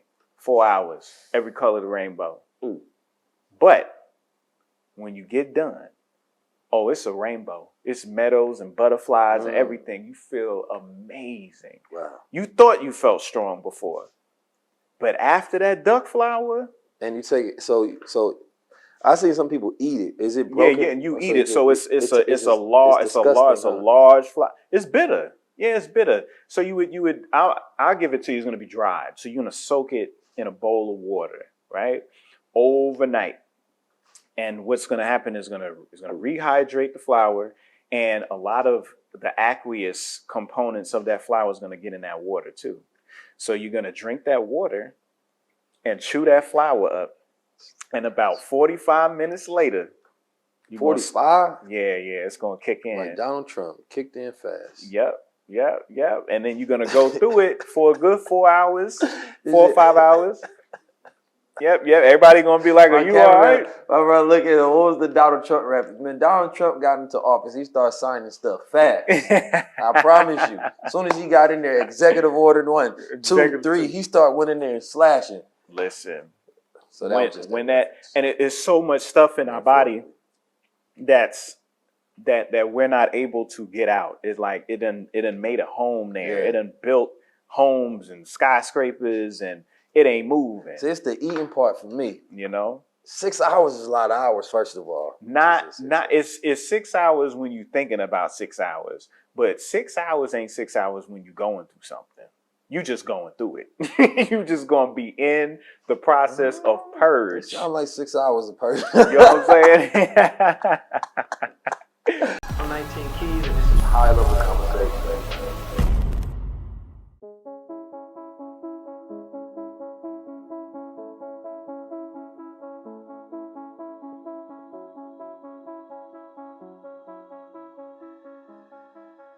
Appreciate you making this that sound good. purge ain't no joke.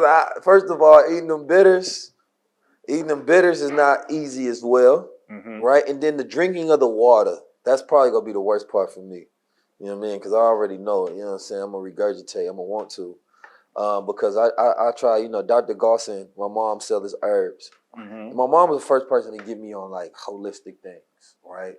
Shout out to Mama. She used to have us eating plants at the house. You know what I'm saying? Shout out to my mama. Shout out to Mama Pill too. Yes. So, she used to have them Dr. Gosson herbs. She had the worms be gone. She would have the CKLS, colon, kidney, lung, stomach. Oh, yeah.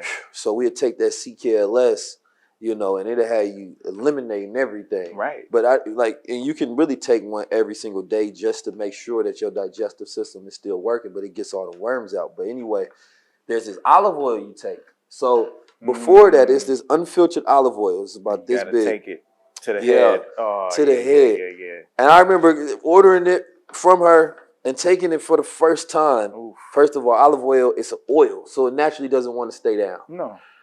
Even thinking about it now makes me want to throw up. but you have to take lime, right? So it decreases and allows you to be able to digest. You know what I mean? So I had to consistently take the oil, take some lime, take some oil, and it brings up so much oil in your body that you can't sit down. You have to stand up, otherwise it's going to come back up. Right. And what it does though, it lubricates your insides. So all of that stuff that's sticking, right, now is getting pulled down and pulled down and pulled down. And because it's so much oil, that's all go push out at once. That's right. You know what I'm saying? So by the time you've done, and before you're supposed to eat clean and things of that nature and prepare gluten-free and dairy-free and all of that. But afterwards, man, I feel like God. That's what I'm saying. And this is the thing, it's like you may think you feel good now, right? But once you do these type of detoxes, it takes you to another level where you didn't even know you was walking around that heavy the whole time. That heavy. You activated your gallbladder and your liver to produce bile because that's the only way you emulsify fats. And all of those bile acids is what ended up making you go through that process. We hear the story of Prometheus all the time getting chained by that rock. That eagle would constantly come down and eat his liver, and then it heal back, and then come down and eat it again. You know what I'm saying? So the liver is profound in our body. It takes like almost 2/3 of our torso up, right? And it is the first line of defense. There's nothing that comes in our body that we eat and consume that does not go through the liver. The liver is where all the detoxing. Matter of fact, the liver takes poison and turns it into medicine. So even when you have things in your body that have no business being there, it knows how to repackage it into something it'll benefit you and make it aqueous so you can flush it out before it turns harmful again. Our body is such a beautiful machine. You know what I'm saying? We have all of the internal components to deal with whatever we put inside ourselves. That's right. And we have the ability to bring it back to its proper state of adjustment. You just got to know how to refine tune yourself, because we're all supposed to resonate at a certain harmony in order to be, healthy, right? That's right. But we've lost so much of the ancient arts, right? We don't go through the mystery schools to figure out reality anymore, right? The schools that we go to make everything a mystery instead, right? But when you go through that mystery school, that's what this is. It's giving you the knowledge to be able to see reality, right? From not just from your five senses, right? But beyond your five senses. And this is why most people are stuck, right? Because they can only experience it from those dimensions, either hearing or listening or touching or, right, smelling, right? But, or seeing. But when you are able to be it from an intuitive stance, right? When you're able to operate to understand the unseen, right? Because knowledge is sound that activates light, right? So literally the transmutation process is me speaking to you. And then in your mind, it produces light, it produces energy, right? So just giving a person knowledge is already an alchemical process. It's a transmutation process, which why it creates transformation, right? Because you're going through a process within self, right? So when you hear the right information, it unlocks you on a different tone. So now you've been operating on this frequency the whole time, but how do you go above that? Because society has a certain frequency. Hey, stay at this frequency. We don't need too many KTs and 19s walking around, right? And it's actually true. You don't, right? You only need so many, because you look how many times you have to reproduce the drug dealer, right? Look how many times you have to reproduce the pimp, reproduce the real nigga, the thug, right? But you put one God up in their mix. Yeah, concentrate. Everything. Yeah, you just need one drop per 1,000 gallons. Oh, man, it's been thousands of boxers. You give them a mouth with Muhammad Ali, though. Game over. Yeah. Right? It's different. You know what I'm saying? You can create every real nigga rapper in the world that you want to, but why ain't too many Tupacs? You only needed one. You only needed one Nipsey Hussle. Question is, are you going to be that one? And as they talked about in the movie, which was the underlying theme, they told us what we need to do, because his name was Fontaine, meant water. Even when he took his homeboy, his name was Big Moss. Big Moss. So that they threw the sea moss in there, right? So then when they went back to the house, because he just found out they switched it around and the basement wasn't there no more, his Big Moss was like, yeah, man, don't worry about it. He was like, it's something in the water. He was like, man, this scientist said we about 85 to 90% water and some osmosis. Like he dropped the whole thing right there. Moss said that. So it's about understanding how sea moss is able to utilize water so efficiently. We're supposed to be able to utilize water efficiently because water is our battery. We, through light, are able to split water, the hydrogens from the oxygens, and create positive and negative charge separating. That electrochemical gradient creates energy. It creates the liberation of plasma, and that's what keeps driving our body, is the splitting of water.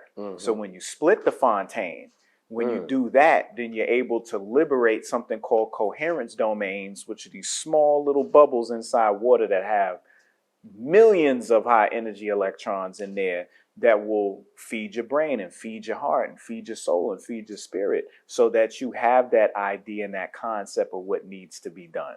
Right. But they gave us the blueprint, and it's cleaning that water, drinking that water, and processing that water properly so we could split it and liberate the battery that's within. I want to end this off on, just this is a very powerful episode, and just like the movie, I want to throw even more thoughts into that. And so I wanted to bring up these different operations that have been done as far as social programming, the way they influence politics, the way they influence the world, education, you know what I mean, reality that most people don't know. And we're talking about documented things, right? And, you know, I'm going to go down a list of different ones, and you all can look it up if you want to. So you had Operation Chaos. It was a CIA program in the 1970s that aimed to monitor, infiltrate, and disrupt social and political groups perceived as threats to the U.S. government. You had Operation Gladio, right? It was an alleged NATO operation during the Cold War where secret armies were used in European countries as potential resistance against communist invasion. You had Operation Northwoods. It was Operation Northwoods, a proposed operation by the U.S. Department of Defense in 1962 to provoke a war with Cuba, invoking false flag terrorist attacks. The plan was never executed. You had the Tuskegee syphilis experiment, an unethical clinical study conducted by the U.S. Public Health Service between 1932 and 1972, where African-American men were given syphilis, right, and then treated to study the disease's progression, right? You had Stasi Zerstung, which is the tactics used by the East German secret police, right, during a time where they turned everybody into snitches to spy on each other. Right? You had the Operation COINTEL, right? The famous one that was created by the FBI, of course, to infiltrate black groups, right? Whether these groups were, you know, oppose a physical threat to America or not, or whether they were just political conscious groups, right? Forming for self-sustainability, right? You had the Stanford Prison Experiment, a psychological experiment conducted by Philip Vibardo in 1972, where college students were placed in a mock prison to study the psychological effects of perceived power. Right? You had the Guantanamo syphilis experiment. You had Project Stargate, which was a project by the U.S. government to investigate the potential for psychic phenomena in military and domestic application, right? Mainly to figure out how to predict events, right? How to stop them, how to conjure them up, and to increase psychic phenomena in the human being. Right? You had, you know, MK Ultra, which of course was a program, right, infamous that we know about, you know, in the 60s, where it was actually published in a newspaper. So the public at the time knew about it as well. And this program was another one that studied different dimensions, time travel, right, and psychic phenomenon, and a multitude of other different mind controlling and mind bending things. And all around the world, all governments, through all decades, through every decade, every day, through all agencies, are always having some sort of operation that's going on. Sometimes people find out about them. Sometimes somebody feels like there's a whiff of something that's not right here, and they speak out about it. These things become conspiracies, but we know them as documented realities and facts, right? And so especially when countries and nation states are at war with each other, they have to have operations, right? There's misinformation, there's disinformation, there's malinformation, right? There's all of these different things. There's what's in the air, what's in the water, what's in the food, or how people go at each other. We just recently seen that Facebook had told, or FBI had told Facebook that they couldn't, you know, they had to take down certain posts that was related to the Jabberwockies and what was going on. So it's like, yes, these things may seem far-fetched to you, and you can decide what you think reality is and what it is. But your ability to dismiss these things makes no sense. And anybody that has this instantaneous dismissal of things is just a clone, right? You know, we've seen all sort of organizations and programs, right, that have come up throughout time, right? These organizations are riddled, and you know, Tom Cruise, whose movies are like the best, you know, grossing movies right now, right? He understands the human mind of Hollywood. He's a Scientologist. Scientology has been ridiculed for all sort of different conspiracies. Isaac Hayes was like one of the first black, you know, Scientologists that was pushing it, right? And these things are well known. They're in the hoods, right? They're all throughout America, right? There are Masonic lodges, there are temples, there are skull and bone, right? Clubs where presidents are a part of. You know, like I said, you get to decide, but you don't get to ignore. No longer, right? You can ignore all you want to. That just means that you don't want to know. And that means that you don't want any power, right? That movie was a movie triggering the consciousness of the people, right? Now, the thing about it is everybody's going to take it differently. Of course. White people not connected to it. Asian people not connected to it. Brown people not connected to it. Not in a way where we feel triggered. It wasn't entertaining to me at all. It was barely any parts where you laughed. It was a documentary. It felt like a documentary, right? And so, you know, we are at this point in time where, you know, you're almost being mocked, right? And it's thrown in front of your face, right? And it's saying, what are you going to do about it, right? And you become just like Fontaine. You become just like Jamie and them, where you say, you know what, I ain't doing a goddamn thing. Nothing I can do about it, right? Or you can protect black women. That's right. You know what I'm saying? And to me, one of the coldest theses of that movie was that's what the whole hood rallied around, right? Let's go protect Protecting the this black woman and return to Memphis. And return to Memphis. You know what I'm saying? And so we're at this point in time where I see where hip hop is going. It's a huge degradation, right? And if we want to save hip hop, we have to save our women in hip hop because they're going through the same experiment that men went through. Yeah, because they're on top right now. They're the main ones right now, with getting all the attention. They pretty much running hip hop at this point. You know what I mean? But yeah, they're carrying that same narrative. Rodney, you know, Uncle Rodney. How did I forget? There we go. Y'all kept saying Rod. It was throwing my brain off. Nah, we got Uncle Rodney and Uncle Tyrone. Okay, man, there we dang, go. Uncle Rodney, my bad. Came on back. Uncle Rodney gonna be mad at me. You know what I'm saying? But it's real. But that should show you how real the cloning process is. And like I said, women are going through that now.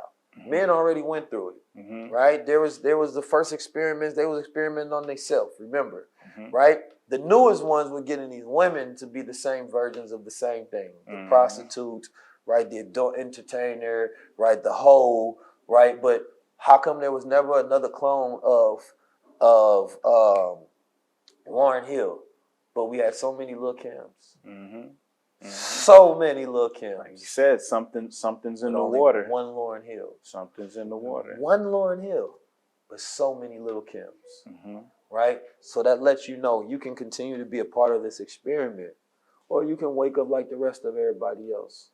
And even though that may be a small percentage now, but you are the womb that produces the future. So you literally decide what the future is. Nobody else can decide the future but women, in the sense that if your mind is awakened, then the next generation is awakened. Right? And no amount of what they do can stop that, besides you not giving birth at all. Right? And so you have to make sure your mind is sterile and your mind is fertile, right? And your mind is not sterile, and your body is fertile and your body is not sterile. And so that means be careful of what you put in it. Be careful of your environment. But it's to this point where they don't have to put it in the food, right? It's now in your mind. Women don't even want to have babies today.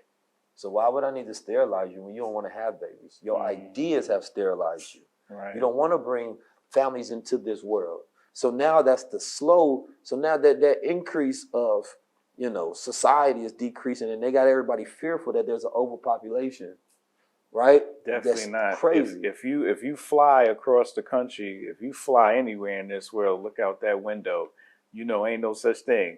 They ain't nothing but land. Is one of the number one owners of land in America. How can there be overpopulation when one man owns millions of acres? They said if they would have put everybody in the world together, they could fit in Texas. Texas is pretty big. Everybody in the world. That's wild. I don't know if that's true, but that's crazy. They said if they put everybody in the world, the whole population could fill in the state of Texas alone. Texas is too high for that. But I'm just saying, look at all that world left over. Yeah, that's a whole lot of world. Come on. You know what I mean? That's crazy. That's crazy. So these are the point though. These are ideas. You know what I mean? And once they start working on you, you become the cloning factory. Yes. Right? Yes. It's not some person in the basement anymore. Right? There's not somebody that got to sprinkle the food. You cooking that at home yourself. That's right. You're picking those ingredients because now you want that taste. Right? You're saying, I'm gonna be a street nigga, I'm gonna be the realest nigga. I ain't never leaving the hood. I'm always gonna stay this way. I'm never gonna think outside this. I'm never gonna travel. I'm never gonna enterprise, industrialize. I'm never gonna create my own institutions. I ain't never gonna be the master of reality. I'm gonna always just be a street nigga. And that's why that gets cloned. Now, when another energy gets cloned, then it'll happen just like magnets. If you take a magnet and you split it in half, you don't get a north and a south separate. You get two magnets. If you split them, you get more magnets. You could split it 1,000 times, you're going to have 1,000 magnets. Right. There's an animal called a planarian. Planarians are very interesting because they offer regenerative properties, unlike a lot of other animals on this planet. And you can cut a planarian into 200 pieces and you'll make 200 planarians.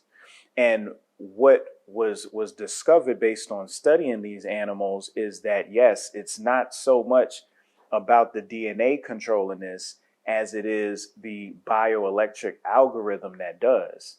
So when one person becomes that example, then yes, it clones and you create a community that develops an algorithm that will now govern what that organism's going to look like and the direction that it goes. And it creates, that remind me, I forget the book, but he talks about creating bonds, right? And the stronger you are magnetically, the connections of people that you have are caused to create bonds. And these bonds create and increases your magnetism, right? So when I have people that are like me and my team, and we don't allow nobody that's not like us, because it will decrease that magnetic energy that you have. Because when these bonds are now connected to each other, it becomes more dense, right? Which increases our ability for repulsion, increases our ability for attraction, right? And this is why it's important to have a strong team, because you have one KT, right? But then when there are people that you are bonded by, it increases your magnetic ability to produce reality, right? And this is why, you know, those who are authors of the world, they don't look for everybody. They only look for certain people to tap in with. Through every generation, there are special people that are born, right? They are different than the rest. These are the people that are studied. These are the people that are remembered. These are the people whose footsteps echoed throughout time, right? The speakers, the doers, the innovators, the creative thinkers, the originators, those who start to look at the world and say, I think things could be different. Oh, it's beautiful in here, but I think we can come up with a new way to do this. I think we can redesign reality. And what we're trying to do, we can only design based on our DNA, right? So if you have good in your DNA, in your ancestral line, and you have skill set, what you're going to produce is going to be based on what's inside you. Right? So we live in this world of squares, and we're trying to get to a point where we can make a sphere. We're trying to get to this point where we can make things flow. Right? So you may be doing what you're doing now. You may have partaken in whatever you've done. You may have be a part of the shameless generation, the age of pleasure. But I'm going to be here to tell you right now, and this is the most dangerous thing that's going on, is this new artificial world that's being built out is not being built for you. Right? You used to be the cattle.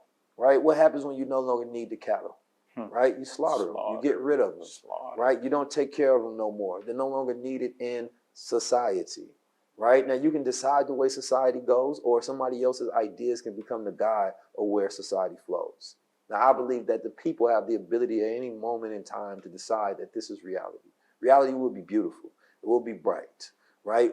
Because we are the controllers of that. Right? We can't just receive information and output what's given. We have to give out information and decide the output. Right? And so that's where I want everybody that's looking in, everybody that's listening, ask yourself, what is my operation for the future?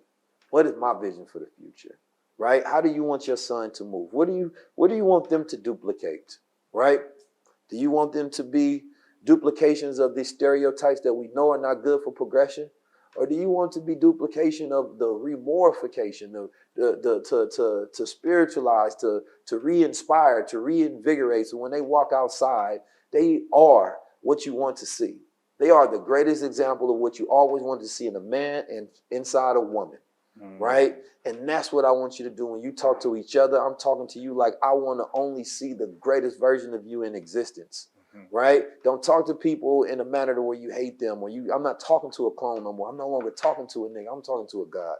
I see who you are, not for what it made you to be, but what you can be.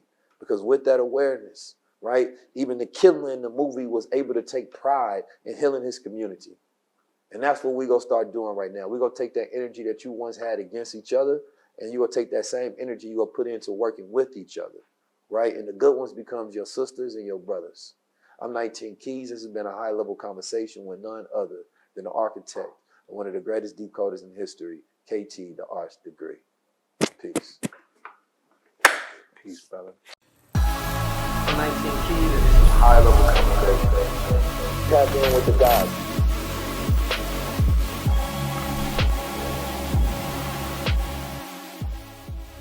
I was honored to be invited to the highest level tour. I feel that I was received very well.